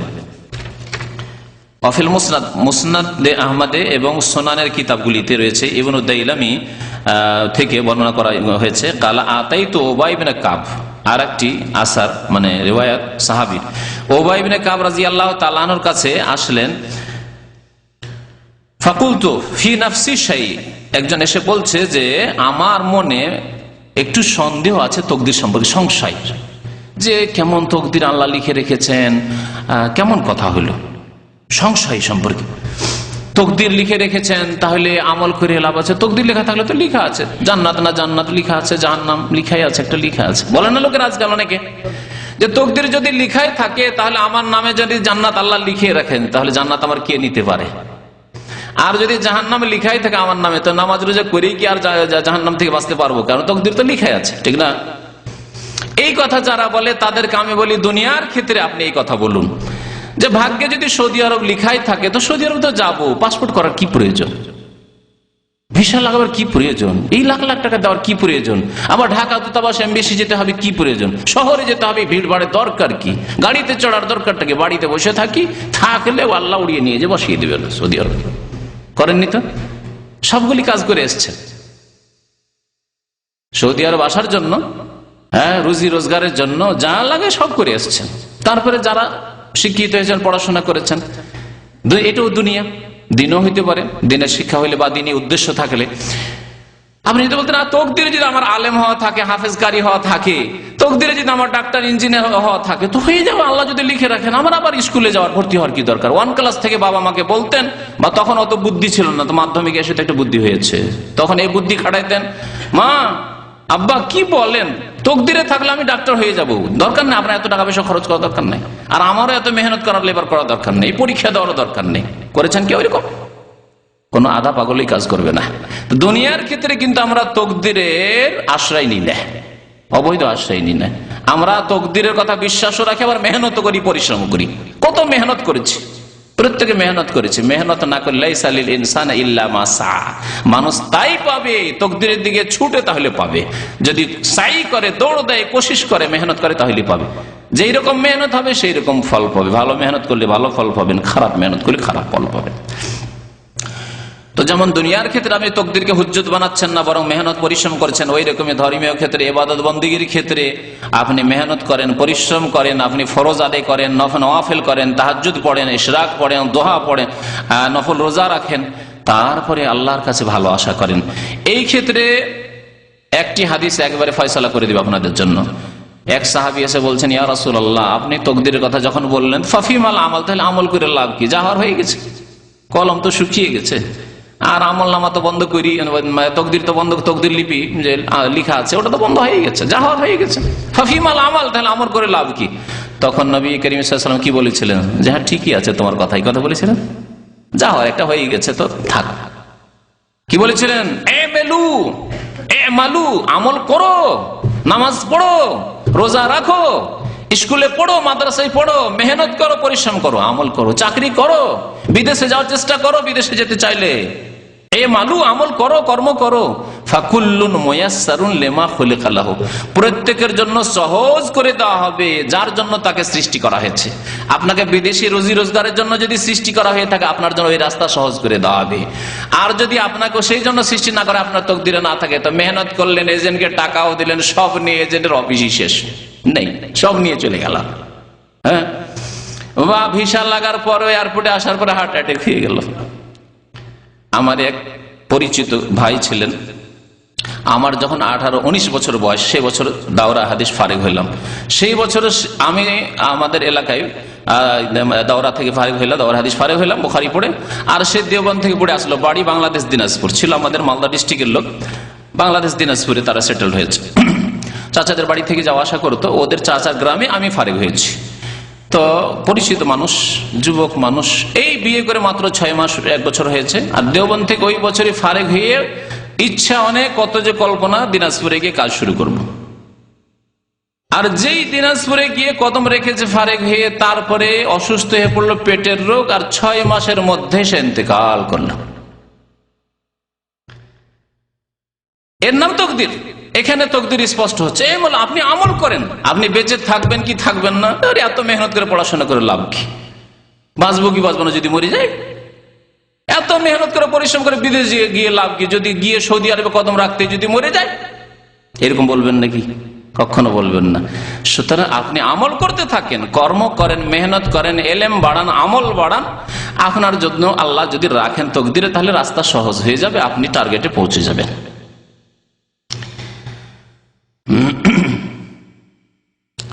বলছেন যে আমার অন্তরে একটু সংশয় আছে তকদির সম্পর্কে, আমার একটু সংশয় দূর করে দেন। তাহলে সুন্নত তরিকা হচ্ছে সাহাবায়ে কেরামের তরিকা, তাবেঈনদের তরিকা, যে আপনার মনে যদি খুঁতখুঁতি কিছু থাকে, সংশয় থাকে, তো ভালো আলেমদের কাছে আপনি পরামর্শ নেন, যে আমার এরকম মনে হচ্ছে, তা আপনি কিছু আমার সংশয় দূর করেন, বা এই ব্যাপারে একটু এক্সপ্লেন করেন, বোঝান আমাকে, যাতে করে আমার মনে একটা ইমানি শান্তি আসে।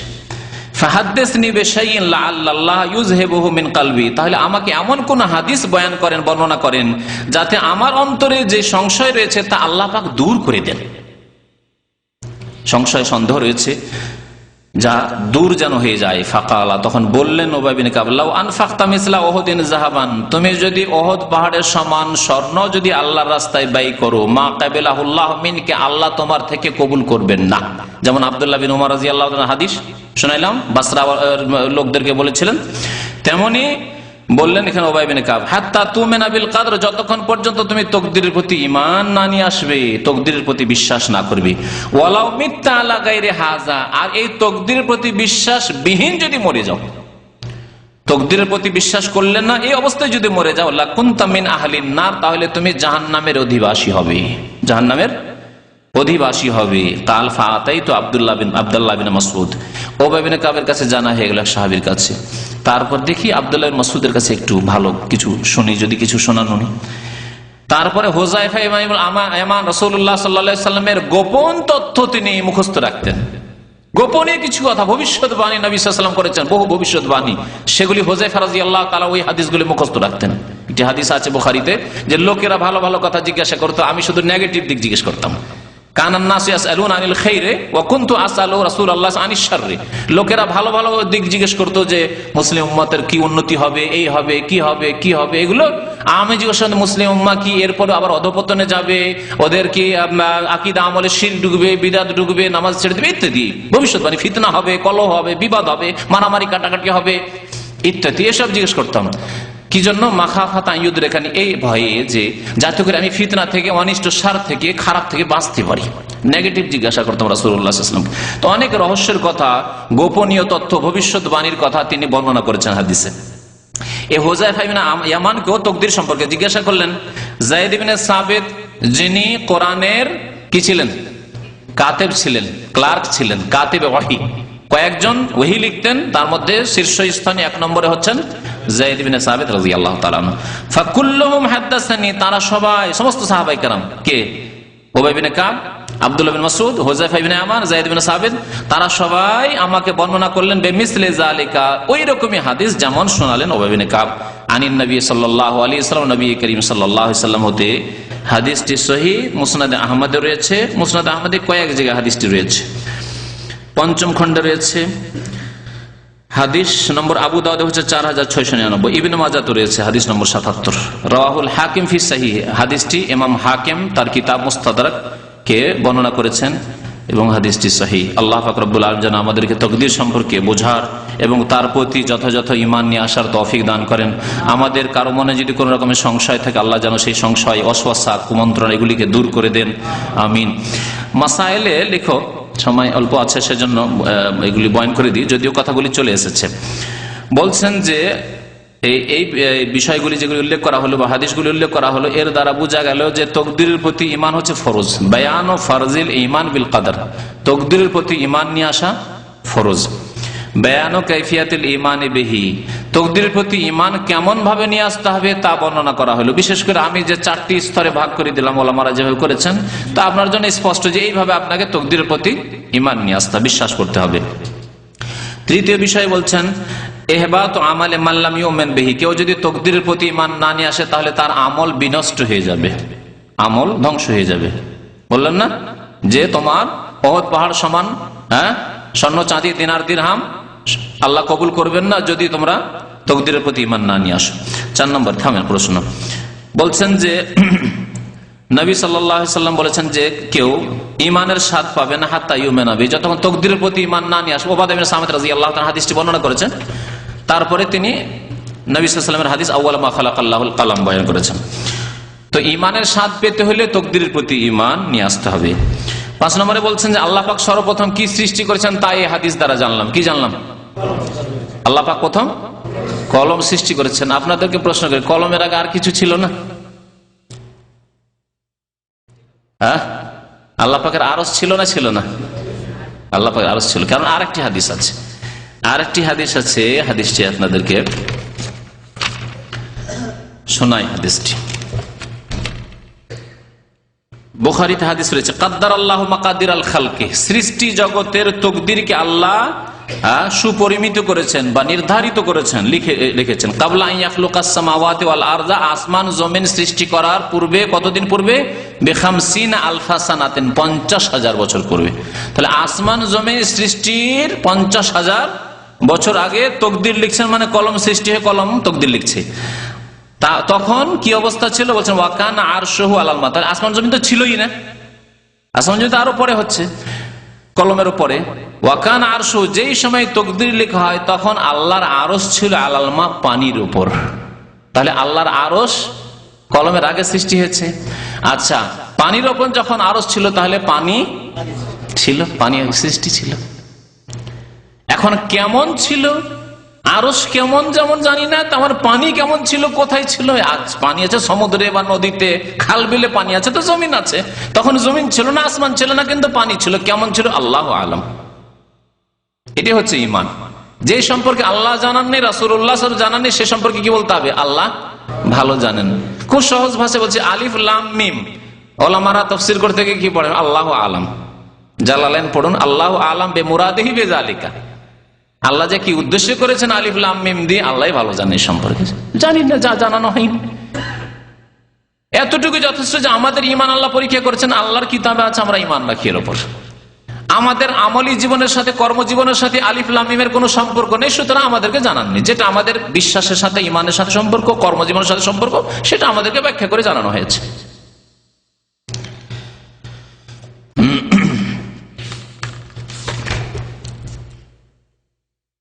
6 নম্বরে বলছেন যে তকদির, কলম সৃষ্টি করার পরে তকদির লেখা শুরু হলো এবং কিয়ামত পর্যন্ত যা কিছুই ঘটবে, হবে, সৃষ্টি হবে, সবকিছুই কলম লিখে দিয়েছে। 7 নম্বরে বলছেন যে বারাআতুহু সাল্লাল্লাহু আলাইহি ওয়াসাল্লাম মিম্মান লাম ইউমিন বিহি, যারা তকদিরের প্রতি ঈমান নিয়ে আসে না, তকদিরকে বিশ্বাস করে না বা সন্দেহ করে তকদির সম্পর্কে, তাদের থেকে নবী সাল্লাল্লাহু আলাইহি ওয়াসাল্লাম সম্পর্ক ছেদের ঘোষণা করেছেন। করেননি? হাদিসটা মনে আছে, যে ব্যক্তি তকদিরের প্রতি ঈমান না নিয়ে আসবে সে আমার উম্মতের নয়, বলেননি? ফালাইসা মিন্নি। তকদিরের প্রতি ঈমান তাহলে নিয়ে আসতে হবে যদি নবী সাল্লাল্লাহু আলাইহি ওয়াসাল্লামের উম্মত হয়ে উঠতে হয়, নবী সাল্লাল্লাহু আলাইহি ওয়াসাল্লামের শাফাআত পেতে হয়, নবী সাল্লাল্লাহু আলাইহি ওয়াসাল্লামের হাউজে কাউসারের পানি পেতে হয়। জি। আদাতুস সালাফি ইজালাতুশ শুবহা বিসওয়ালিল উলামা, সালাফে সালেহিন তাবেঈনরা দেখেন সাহাবাগণকে জিজ্ঞাসা করছেন। তাহলে যদি আপনার মনে সন্দেহ থাকে, তাহলে সালাফে সালেহিন, সাহাবায়ে কেরাম, তাবেঈন আমাদেরকে শিখিয়েছেন যে আপনার বড় যারা, তাদের কাছ থেকে জিজ্ঞাসা করুন। জিজ্ঞাসা করুন আপনার সংশয় দূর করার জন্য। আল্লাহ পাক কোরআনে এর জন্য আদেশ করেছে ফাসআলু আহলা যিকরি ইন কুনতুম লা তা'লামুন। আহলা যিকর মানে আহলাল ইলম, কারণ আল্লাহ কোরআনকে জিকির বলেছেন, ওয়া ইন্নাহু লাযিকরুন লাকা ওয়া লিকাওমিকা ওয়া সাওফা তুসআলুন। বহু জায়গায় আল্লাহ পাক কোরআনে কারীমকে কি বলেছেন? জিকির বলেছেন। বরং হাদিসকেও আল্লাহ জিকির বলেছেন। কোরআনে পাকে আল্লাহ পাক বলেছেন ইন্না নাহনু নাযালনা যিকরা ওয়া ইন্না লাহু লাহাফিজুন। নিশ্চয় আমি জিকির নাযিল করেছি। এই জিকির মানে কি বিদআতি জিকির? হ্যাঁ, সম্মিলিত জিকির, লা ইলাহা ইল্লাল্লাহ আর আল্লাহর জিকির, ওইসব জিকির না। এই জিকির আল্লাহ নাজিল করেছেন মানে আল কোরআন নাজিল করেছেন এবং কোরআনের তাফসীর রাসূলুল্লাহ সাল্লাল্লাহু আলাইহি ওয়াসাল্লাম হাদিস সুন্নাহ নাজিল করেছেন, যে দুটিকে আঁকড়ে ধরতে বলেছেন। আমি জিকির নাজিল করে কোরআন হাদিস নাজিল করেছি এবং ওয়া ইন্না লাহু লাহাফিজুন, আমি এর হেফাজত করব। কাকে দিয়ে আল্লাহ হেফাজত করবেন? কাকে আল্লাহ আলেম করবেন, কাকে মুফাসসির করবেন, কাকে মুহাদ্দিস করবেন, হ্যাঁ, কাকে দিয়ে জাল শনাক্ত করবেন, জয়ীফ শনাক্ত করবেন, কাকে দিয়ে মাসলা মাসাইলের খেদমত নেবেন, কাকে দিয়ে আকীদার খেদমত নেবেন, আল্লাহ পাক ভালো জানেন। আল্লাহ পাকের কাছে সেটাও নির্ধারিত, আল্লাহ পাকের কাছে আল্লাহ পাকের ইলম আছে। যখন যখন যেমন আল্লাহ পাকের প্রয়োজন হয়েছে তখন আল্লাহ পাক রব্বুল আলামিন তেমন তৈরি করে কোরআন এবং হাদিসের আল্লাহ পাক সুরক্ষা করেছেন, হেফাজত করেছেন। ওয়া ইন্না লাহু লাহাফিজুন। তো কি বলছিলাম, যে সালাফে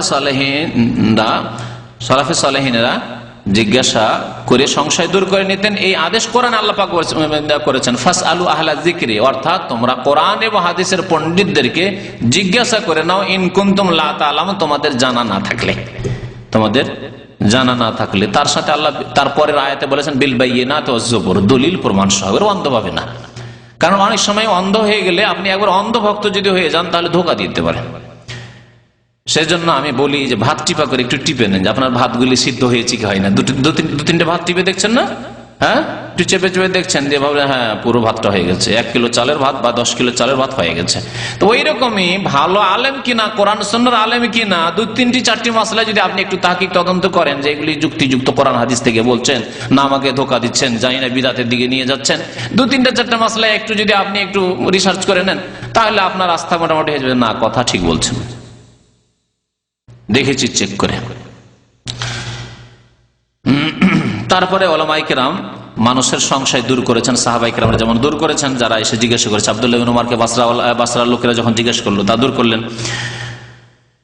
ওয়াযালিকা আন্নাহুম নাসাবুল কালাম ইলা রাসূলিল্লাহি সাল্লাল্লাহু আলাইহি ওয়াসাল্লাম ফাকাত, এবং এই ক্ষেত্রে যথাসাধ্য চেষ্টা করবেন যে নিজের পক্ষ থেকে বক্তব্য বেশি না বাড়িয়ে আল্লাহ এবং রাসূলের কথা পেশ করবেন। দেখেন সাহাবায়েদেরকে যখনই জিজ্ঞাসা করা হয়েছে রাসূলুল্লাহ সাল্লাল্লাহু আলাইহি ওয়াসাল্লাম হাদিস পেশ করেছেন, রাসূলুল্লাহ সাল্লাল্লাহু আলাইহি ওয়াসাল্লামের হাদিস পেশ করেছেন, কারণ আল্লাহর কথা এবং রাসূলের কথার তাসির রয়েছে, ওর একটা প্রতিক্রিয়া রয়েছে, ওর মধ্যে একটা বরকত রয়েছে, ক্ষমতা রয়েছে। সুতরাং মানুষকে কোরআন সুন্নাহর দিকে ডাকার চেষ্টা করবেন, আহ্বান করার চেষ্টা করবেন, কোরআনের দলিল পেশ করার চেষ্টা করবেন, রাসূলুল্লাহ সাল্লাল্লাহু আলাইহি ওয়াসাল্লাম হাদিসের দলিল পেশ করার চেষ্টা করবেন যে আল্লাহ পাক কোরআনে এই বলেছেন, রাসূলুল্লাহ সাল্লাল্লাহু আলাইহি ওয়াসাল্লাম হাদিসে এই বলেছেন। আর এই ছাড়া যদি বলেন যে না এই থিওরি ফিলোসফিরা এইরকম বলেছে, তো দার্শনিকরা এই বলেছে, অমুক এই বলেছে, এইগুলি করলে মানুষ বিভ্রান্ত হয়ে যাবে। অমুক ফাঁকি এই বলেছেন, অথচ হতে পারে যে কথা ভুল আছে। সুতরাং কোরআন এবং হাদিসের দিকে মানুষকে ডাকার চেষ্টা করবেন। এই কথায় আমরা শিক্ষা পেলাম সাহাবায়ে কেরামের এসব বক্তব্য থেকে, যেগুলিতে যে কেউ সংশয় নিয়ে এসছে তাদেরকে কোরআন এবং হাদিসের দিকে তারা নিয়ে আসার চেষ্টা করেছেন। সাল্লাল্লাহু আলা নবিয়িনা মুহাম্মদ ওয়া আলা আলিহি ওয়া সাহবিহি আজমাইন। এত লম্বা লম্বা প্রশ্ন কি জবাব দিবেন?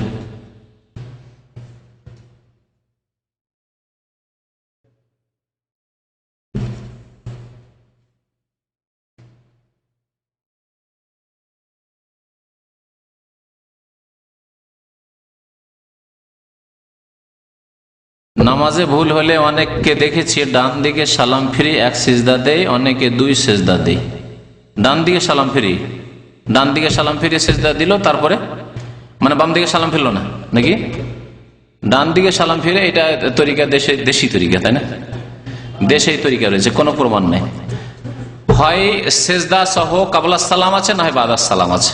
হাদিস কাবলা সালাম মানে 2 সালামের আগে অথবা 2 সালামের পূর্বে আছে, এবং 2 রকমের মত আছে। এমনকি আমাদের দেশের লোকেরা করে, এটা মজহাবও নাই। হানাফি মজহাবে বাদাস সালাম, আমার যতটা ফিকহ এবং আসল ফিকহ তো হানাফি ফিকহে পড়েছি, কদুরি, সারাবে, গায়া, হেদায়া এগুলি তো পড়েছি আগে, পরে না হয় অন্যান্য ফিকহগুলি পড়লাম। তো তাতে আছে বাদাস সালাম। হানাফি মজহাবে সালামের পরে 2 সালামের পরে সহসিজদা আছে।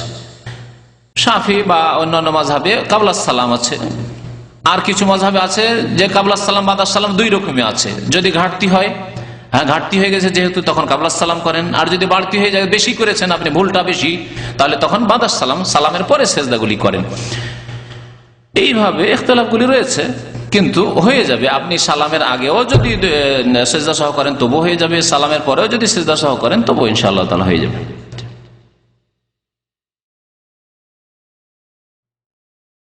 তারপরে বলছেন যে সেজদা সহর পরে আত্তাহিয়াত পড়ে, দুরুদ পড়ে, তাই না? তারপর সালাম ফিরে। হ্যাঁ, এইটা মাযহাবের ফতোয়া জয়ীফ। কেন আত্তাহিয়াত আর দুরুদ পড়ার কোনো সহি দলিল নেই। সহি হচ্ছে যে আপনি সালামের আগে করেন সহসিজদা, অথবা বাদা সালাম, সালামের পরে সহসিজদা, সহসিজদা করার পরে সালাম ফিরে দিবেন।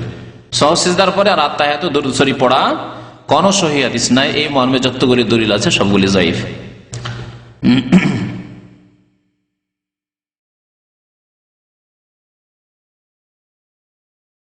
এটা কি লিখেছেন বলেন তো? কিসের পোকা?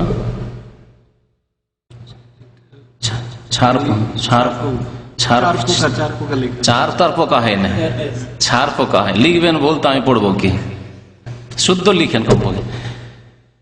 ছাড় পোকা নাকি মারলে একটাতে কি হয়? 100 হয়, মানে বেড়ে যায়, বরকত হয়ে যায়। ভ্রান্ত কথা। তো মারবেন না, রেখে দেন। হ্যাঁ, না না, নেকির কথা বলেনি, মারতে হবে না, মারলে বেড়ে যাবে আরো, এটা বলতে চেয়েছে। এগুলি সব ভুল ধারণা। হাসান,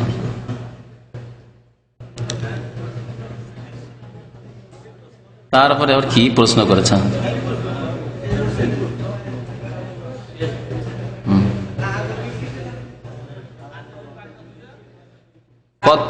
আমাদের দেশে জাল কথাবার্তা অনেক আছে, দেখেন এইসব জাল কথাবার্তা। নবী সাল্লাল্লাহু আলাইহি ওয়াসাল্লাম নাকি ঘুমিয়েছিলেন আর ছাড় পোকা এসে কামড় দিয়েছে? হ্যাঁ, আমার জানা নাই নবী সাল্লাল্লাহু আলাইহি ওয়াসাল্লাম কোনদিন ছাড় পোকা কামড় দিয়েছেন।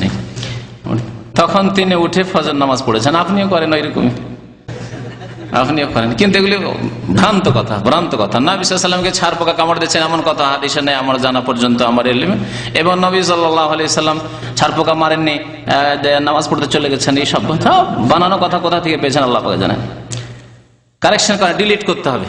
নতুন একটা যদি সেকেন্ড হ্যান্ড কম্পিউটার কেন, আপনাদের ব্রেন সব সেকেন্ড হ্যান্ড হয়ে গেছে, কিন্তু যদি ফ্রেশ থাকতো নতুন কম্পিউটারের মতো তাহলে অসুবিধা ছিল, নতুন এখানে ঢুকাইলেই চলে, ইনস্টল করলেই চলে, ভালো জিনিস, তাই না? কিন্তু বাংলাদেশ থেকে ইউজ করা সব মগজ নিয়ে এসছেন, ইন্ডিয়া থেকে ইউজ করা মগজ নিয়ে এসছেন। সুতরাং অনেক এখানে ভাইরাস আছে। ও ভাইরাস ডিলিট করে করে ভ্রান্ত আকিদা, ভ্রান্ত ধারণা ডিলিট করে করে করে সাফ করে ক্লিন নেট করার পরে তখন দিতে হবে ভালো ভালো সহি আকিদা দিতে হবে, সহি হাদিস দিতে হবে, সহি সুন্নাত দিতে হবে, তাহলে কাজ হবে। একবারে জরুরি এটা। আমি উদাহরণ দিয়ে, মানে কম্পিউটার উদাহরণ দিয়ে বললাম, কিন্তু এই কথাটা ওলামারা আগের কিতাবও বলেছেন। আত-তাসফিয়া, তারপরে হচ্ছে তাহলিয়া, মানে আগে ক্লিন করতে হবে তাসফিয়া মানে, আর তারপরে তাহলিয়া মানে অলংকৃত সাজসজ্জিত করতে হবে, তারপরে তাতে কিছু ঢুকাইতে হবে। আর যদি এখানে শিরক বিদআত ঢুকে থাকে, ভুল কথা ঢুকে থাকে, আর ঢুকান ভালো কথা ঢুকান, বেকার হয়ে যাবে। এইরকমই জমি জায়গা চাষির ক্ষেত্রে দেখেন, চাষ আবাদ করার ক্ষেত্রে আপনাকে ঘাস থেকে জমিকে ক্লিন করতে হবে, তারপরে বীজ বপন, বীজ ছিটাইতে হবে, নাহলে কাজ হবে না। প্রথম ক্লিন করার পরে তারপরে তাতে দিতে হবে ভালো জিনিস। এই ভুল ধারণাগুলি আছে, এখানে আসেন, ইনশাআল্লাহ ধীরে ধীরে দূর হবে।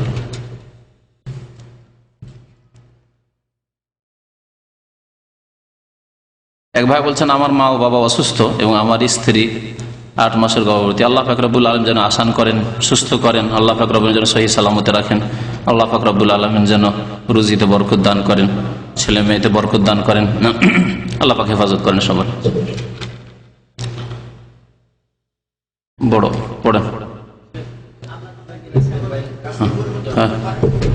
হ্যাঁ,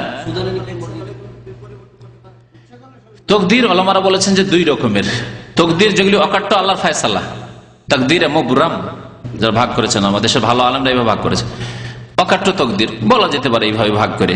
অকাট্য ফায়সালা, যেমন মত আছে, মত কি আল্লাহ নবীর মত দূর হয়নি, আর কারো মত দূর হবে নাকি? হ্যাঁ, আবু বকর, ওমর, উসমান, আলীর মত দূর হয়নি, হ্যাঁ, মুসা আলাইহিস সালামের মত দূর হয়নি, তা আমাদের মত দূর হবে? তো মত মূর্তি হবে। আপনি যদি করেন আল্লাহ আমার মত যাতে না আসে, আমি দেখতে চাই, আমার 10 পিঢ়ি দেখতে চাই, হবে না, কোনোদিন হবে না। আমি যাতে 200 বছর বাঁচি, আজকালকার জামানার লোক 100 বছর বেশি বাঁচে না। আপনি যদি আল্লাহ আমাকে 200-300 বছর বাঁচাও, তাহলে এগুলি দোয়া এইভাবে ঠিক নাই। এই দোয়া করে যে তকদির পাল্টে দেওয়া অসম্ভব কথা। অসম্ভব কথা। যদি আল্লাহ পাকের কাছে কিছু অসম্ভব নয়, কিন্তু বর্তমান জমানায় অসম্ভব দেখছি যে কেউ 200-300 বছর বাঁচবে। শোনেন, হ্যাঁ, ফাআলুন লিমা ইউরিদ, আল্লাহ আপনাকে বাঁচিয়ে রেখে দেবেন। যেমন ভ্রান্ত আকীদা আছে খেজুর সম্পর্কে, নাকি খেজুর এখনো বেঁচে আছে আর পানির নবী হয়ে আছে, এগুলো ভ্রান্ত আকীদা। খেজুরও নাই, মরে গেছে। প্রত্যেক কুল্লু মান আলাইহা ফান, সব মারা গেছে। বুঝতে পারছেন তো? কতগুলি ওয়াকাট্ট ফয়সালা আছে, সেগুলিতে রদ বদল হবে না। আর কিছু আছে যেগুলো বলা হয় তাকদীরে মুআল্লাক, মানে আল্লাহ পাক শর্ত সাপেক্ষ রেখেছেন। এই লোকটি টাকা পয়সা হওয়ার পর মাতা পিতার যদি সেবা করে, আত্মীয় স্বজনের দেখাশোনা করে, তো তার রুজিতে বড় বরকত হবে, উন্নতি হবে, হ্যাঁ, বয়স বৃদ্ধি হবে। বুঝতে পারছেন? হতে পারে 60 বছরের বয়স, কিন্তু যদি মাতা পিতার ভালো সেবা করে, যদি তাকওয়া পরহেজগারি অবলম্বন করে, তো 70 বছর বয়স তো হবে। অথবা 60 বছরই বয়স হবে, হয়তো আরেকটা এর ব্যাখ্যা, 60 বছরই বয়স, কিন্তু 60 বছরে 120 বছরের কাজ করতে পারবে। অনেক আছে না এরকম, বাঁচলো 60 বছরই, কিন্তু 500 বছরের কাজ করে গেছে। আম্বিয়া রাসূল উলামায়ে কেরাম তারা এরকমই তো কাজ করেছেন, করেননি? আম্বিয়া রাসূল, বড় বড় উলামায়ে কেরাম, আইম্মায়ে মুহাদ্দিসিন, আমরা যদি 1000 বছর বাঁচি, তো ইমাম বুখারী, ইমাম আবু হানিফা, শাফিঈ, মালিক, আহমদ তাদের সমান করতে পারবো নাকি? আশা করতে পারি না যে করতে পারবো।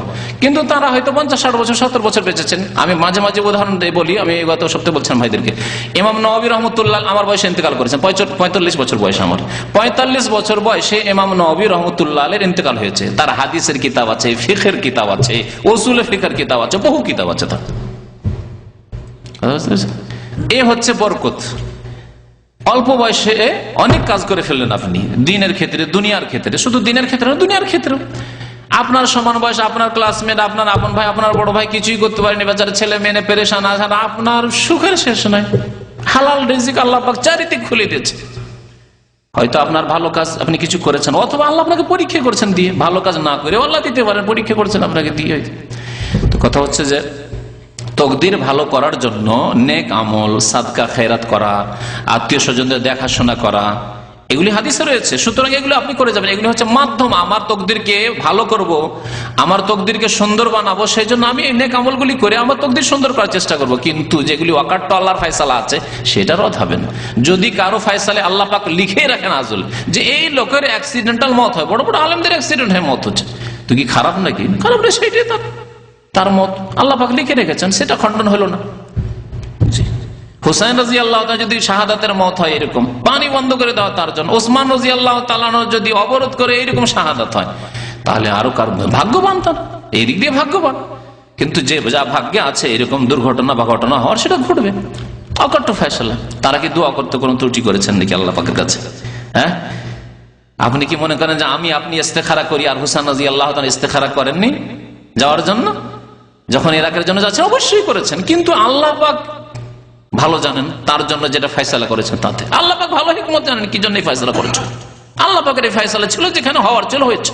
কত সাহাবায়ে কেরাম নিষেধ করেছেন, আব্দুল্লাহ বিন ওমর, আব্দুল্লাহ বিন আব্বাস ধরে নিয়েছেন, তুমি যেও না, যেতে নিষেধ করছি। তারা তোমার ইহতেরাম করবে না, ধোঁকাবাজি করবে, ঘাঁতবাজি করবে, গাদ্দারি করবে, বিশ্বাসঘাতকতা করবে। না, আমার ভাই যখন চলে গেছে মুসলিম বিন আকিল, আমিও চলে যাবো না, আমি যাবো ওখানে। রাস্তায় যখন খবর পেলেন যে মুসলিম বিন আকিলকে শহীদ করে যাচ্ছে, আরো লোক বাধা দিলে আর যাবো, যেতে হবে না। আমার ভাই যখন শহীদ হয়েছে, আর ফিরবো না, আমি ওই রাস্তাতেই যাবো, যাক শহীদ যদি হইতে হয় হয়ে যাবো। তকদির টেনে নিয়ে যাচ্ছে, নিষেধ করছে লোকজন, না নিষেধ মানছেন না তিনি, তকদির টেনে নিয়ে যাচ্ছে। আপনাকে আপনার তকদির ভালো করার চেষ্টা করতে হবে। তকদির খারাপ করার জন্য আপনি দৌড় দিয়ে গাড়ির তলে পড়ে যাবেন নাকি? আপনার তকদির ভালো করার জন্য আপনি নিজেকে সেভ করে চলাফেরা করছেন। তারপরে যদি আল্লাহর ফয়সালা থাকে, আপনি এই কলমকে রদ করতে পারবেন না। জি, আল্লাহর হুকুম ছাড়া গাছের পাতা নড়ে না, এই কথাটি কুফর। আর আল্লাহর ইচ্ছা ছাড়া গাছের পাতা নড়ে না, এটি হচ্ছে সহিহ আকীদা ইসলাম। হুকুম আর ইচ্ছার পার্থক্য শুধু, কিন্তু দুইটি শব্দের অর্থ বুঝতে হবে। আল্লাহ ইচ্ছা করেন সব কাজের, কিন্তু হুকুম সব কাজের দেন না। হুকুম শুধু ভালো কাজের দিয়েছেন। হুকুম আল্লাহ পাক নামাজের দিয়েছেন, রোজার দিয়েছেন, হজের দিয়েছেন, মাতা পিতার সেবার দিয়েছেন, কিন্তু আল্লাহর ইচ্ছা যে দুনিয়াতে ভালো থাক, মন্দ থাক, নামাজিও থাক, চোরও থাক, ডাকাত থাক, মুমিনও থাক, মুশরিকও থাক, আল্লাহ পাকের ইচ্ছা। আল্লাহর ইচ্ছা যদি বলেন না আল্লাহর ইচ্ছা নাই, তাহলে আল্লাহর ইচ্ছার বিরুদ্ধে আপনি চোর হয়ে গেলেন, তাহলে আল্লাহকে আপনি অপারগ করে দিলেন। হ্যাঁ, আল্লাহকে অসহায় বানিয়ে দিলেন। সেই জন্য যাতে আমার আকীদা অক্ষুণ্ণ থাকে, এটি হচ্ছে সহিহ আকীদা। আল্লাহর ইচ্ছা আছে সব ভালো মন্দ থাকে, তারপরে স্বাধীন। আপনি স্বাধীনে চুরি করছেন, আপনাকে আল্লাহ বাধ্য করেছে পাথরের মতো, যে পাথরকে কিতাবকে এখানে রেখে দিলাম, যদি না নিয়ে যায় এখানেই পড়ে থাকবে কিয়ামত পর্যন্ত, কেউ যদি না স্পর্শ করে এখানে পড়ে থাকবে। এইরকম কি আমরা? না। চোর এরকম নয়, আর নামাজিও এরকম নয়। নামাজি স্বাধীনভাবে নামাজ পড়তে যাচ্ছে, মসজিদে পড়ে থাকবে না, চলে যাবে আযান হইলে। আর যে চোর, সে চুরি করতে যাচ্ছে, ইচ্ছা করে যাচ্ছে, সে স্বাধীনভাবে যাচ্ছে। সেই জন্য আল্লাহ পাক রব্বুল আলামিন, তারপরে যদি আল্লাহ পাক এরকম মজবুর করে দিতেন এই কিতাবের মতো, আপনার এইগুলির মতো, লোহার মতো, তাহলে আল্লাহ পাক কি করে পরীক্ষা করলেন? তাহলে পরীক্ষা অযৌক্তিক পরীক্ষা, ক্ষমতাই নেই আমার। আল্লাহ আমার কি পরীক্ষা করবে? আল্লাহ যা করে দিয়েছে, আমার তো কোনো উপায় নেই। এরকম কি? কখনো না। আল্লাহ পাক আমাদেরকে স্বাধীনতা দিয়েছেন, এবং আল্লাহর ইচ্ছা মানুষের ইচ্ছার উপরে। আর একটি কথা এখানে আরো স্পষ্ট করার জন্য বলছি, মানুষের ইচ্ছা আছে আর আল্লাহর ইচ্ছা আছে, কিন্তু মানুষের ইচ্ছার ওপরে কাজ করছে কার ইচ্ছা? আল্লাহর ইচ্ছা। এই জন্য দুই ইচ্ছার কথা এই আয়াতে বলা হয়েছে। আবার পড়ে শোনাচ্ছি, ওয়া তাশাউনা ইল্লা আইয়াশা আল্লাহু রাব্বুল আলামিন। তোমাদের চাওয়াতে কিছুই হবে না। তাহলে চাওয়া হয় আমাদের, চাই আমরা। চাওয়াকে আল্লাহ অস্বীকার করেননি, চাও তোমরা, কিন্তু তোমাদের চাওয়ার উপরে কার চাওয়া? ইল্লা আইয়াশা আল্লাহু রাব্বুল আলামিন, রব্বুল আলামিনের চাওয়া। তাহলে আমরা চাই, আর আমাদের চাওয়ার উপরে আল্লাহর চাওয়া। আল্লাহর চাওয়ার বিরুদ্ধে আমরা চাইতে পারি না। আল্লাহর কাছে ভালো তলব করতে হবে যে আল্লাহ আমাকে ভালো তৌফিক দাও। আল্লাহ পাকের যদি এই কথা বলেন যে আল্লাহ পাকের বিনা হুকুমে গাছের পাতা নড়ে না, তাহলে আল্লাহকে চুরি করতে হুকুম করেছেন, জেনা করতে হুকুম করেছেন, খুন করতে হুকুম করেছেন, শিরিক করতে হুকুম করেছেন? আল্লাহ স্বয়ং অস্বীকার, ওয়ালা ইয়ারদা লিইবাদিহিল কুফরা কুল ইন্নাল্লাহা লা ইয়ামুরু বিল ফাহশাই। আল্লাহ ফাহেশা কাজের আদেশ হুকুম করেন না, লা ইয়ামুরু। আল্লাহ বলছেন, আপনি কি করে বলছেন আল্লাহর বিনা হুকুমে গাছের পাতা নড়েন না? তো সুতরাং এটি কুফরি কথা, কোরআন বিরোধী কথা। তবে আল্লাহর ইচ্ছায় গাছের পাতা নড়ে না, হ্যাঁ, আল্লাহর ইচ্ছার বাইরে আপনি করতেই পারেন না কাজ। আল্লাহ যদি আপনাকে না করতে দেন, চোর চুরি করতে যাচ্ছিল, আর গিয়ে সামনে পুলিশ পড়ে গেল, পালাতে শুরু করলো, চুরি করে ভঙ্গ হয়ে গেল, বুঝছে না? চোর চুরি করতে যাচ্ছিল, রাস্তায় গিয়ে পা ভেঙে গেল, যে সাপে কামড় দিয়ে দিল, ইত্যাদি ইত্যাদি। খুন করতে যাচ্ছিল, খুন করবে কি নিজেই খুন হয়ে গেল। চোখের সামনে আমি এরকম ঘটনা দেখেছি। প্রথম সেই গিয়ে আঘাত করেছে মারার জন্য, মেরে দেবো ওকে। মারবে কি, একটা লাঠি মেরেছিল, আরেকজন এসে দিল, একবার অস্ত্র দিয়ে কুপিয়ে দিল, মরে গেল। ওয়া তাশাউনা ইল্লা আইয়াশা আল্লাহু রাব্বুল আলামিন। তুমি চেয়েছিলে তোমার প্রতিদ্বন্দ্বীকে কতল করতে, হত্যা করতে, আল্লাহ পাক তোমাকে হত্যা করে দেয়। এই হচ্ছে ওয়া তাশাউনা ইল্লা আইয়াশা আল্লাহ। আল্লাহর বিনা চাওয়াতে গাছের পাতা নড়ে না। আল্লাহ চেয়েছিলেন যে তুমি কতল হবে, তুমি কেন কতল করবে, তাই হয়েছে। কিন্তু আল্লাহ হুকুম করেননি কতল করার, লড়াই করার, মারামারি করার, কাটাকাটি করার। আল্লাহ পাক ভালো কাজের আদেশ শুধু করেছেন। বান্দার জন্য আল্লাহ কুফরিকে পছন্দ করেন না, ওয়ালা ইয়ারদা লিইবাদিহিল কুফর। আশা করি তাকদীর সম্পর্কে এতটাই যথেষ্ট।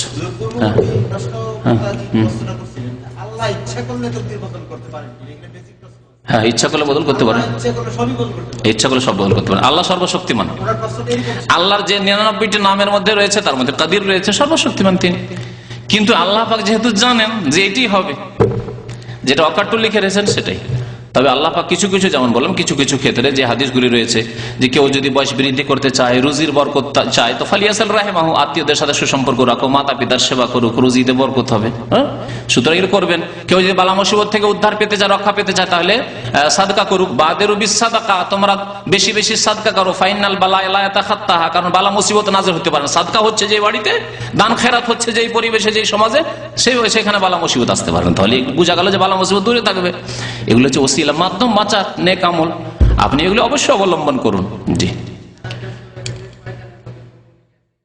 শয়তান ওয়াসওয়াসা দিয়ে চলে যায়। সূরায়ে হাশরে তো আছে না, সূরা হাশর, সূরা মুজাদালা।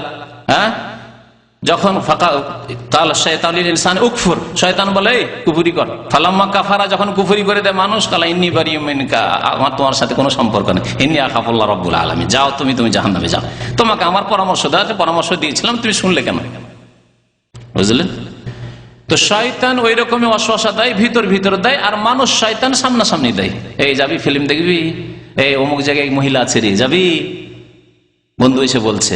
মানুষ শয়তান এরকম বলছে, আর জিন শয়তান ওয়াসওয়াসিল খান্নাস, আত্মগোপন করে করে, হ্যাঁ, ওয়াসওয়াসা দিচ্ছে, কুমন্ত্রণা দিচ্ছে যে তোর বউ নেই, তোর স্ত্রী নেই, তোর কেউ নাই, এখানে কে দেখবে, আছে 50 টাকায় পাওয়া যাচ্ছে, অসুবিধা কি? হ্যাঁ, এখানে তোর বাবাও জানতে পারবে না, অসুবিধা কি? এই যে ভিতরে এই কথাগুলি আসছে, এগুলি শয়তানের পক্ষ থেকে। আত্মগোপন করে করে খারাপ যেগুলি কুমন্ত্রণা মনে আসছে এগুলি শয়তান, জিন শয়তানের পক্ষ থেকে। আর সামনাসামনি এসে খারাপ মানুষরা এসে বলছে চল ফিল্ম দেখবি, তুই অমুক জায়গায় জেনা করবি, তমুক জায়গায় অমুক জায়গায় মদ আলখালি যে মদ পাওয়া যায়, এইরকম যেগুলো বলছে এগুলো মানুষ শয়তান। হ্যাঁ, শায়াতিনুল ইনসি ওয়াল জিন, শায়াতিনুল ইনসি ওয়াল জিন। আল্লাহ পাক মানুষ শয়তান আর জিন শয়তানের কথা আল্লাহ পাক কোরআনে বলেছেন। খাবার নিয়ে আসেন, খাবার নিয়ে আসেন, সময় অনেক হয়ে গেছে।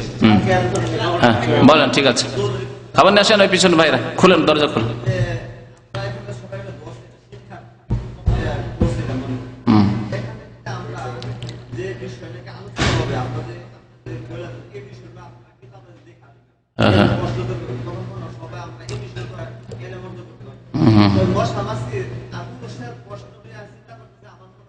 ঠিক ঠিক ঠিক, তার ঠিক অবশ্যই।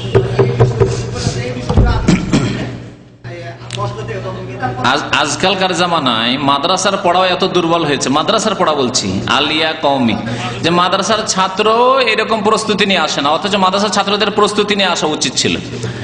তো কথা হচ্ছে যে প্রস্তুতি নিয়ে আসা যেতে পারে, ইনশাআল্লাহ আগামীদের চিন্তা করা যেতে পারে, হয়তো জানিয়ে দেওয়া হবে। আগামী সপ্তাহের কথা জানিয়ে দিচ্ছি, আগামী সপ্তাহে তফসির হবে, কারণ কিতাবুত তাওহীদ শেষ, আলহামদুলিল্লাহ এই কিতাব শেষ হয়ে গেছে। এই কিতাব এখন অডিওতে পাবেন, MP3-তে পাবেন, পুরো কিতাবুত তাওহীদ পুরো ব্যাখ্যা সহ MP3-তে অডিওতে পাবেন। চলে এসছে, চলে আসবে ইনশাআল্লাহ। আর বাকি আগামী সপ্তাহে আম্পারা তফসির যেটা রাত্রে হয়তো এখানে দিনে করে দেবো ইনশাআল্লাহ।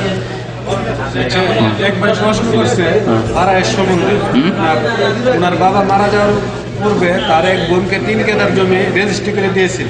ফারায়েজের প্রশ্ন ওখানে, ফারায়েজের প্রশ্ন, ফারায়েজের প্রশ্ন এরকম না, এতে না। প্রশ্ন করছেন কি কলমের আগে কি আরো সৃষ্টি হয়েছিল? হ্যাঁ অবশ্যই আরো সৃষ্টি, আল্লাহ বললাম না, বললাম তো, কি শুনলো তখন তাহলে? আল্লাহু আকবার।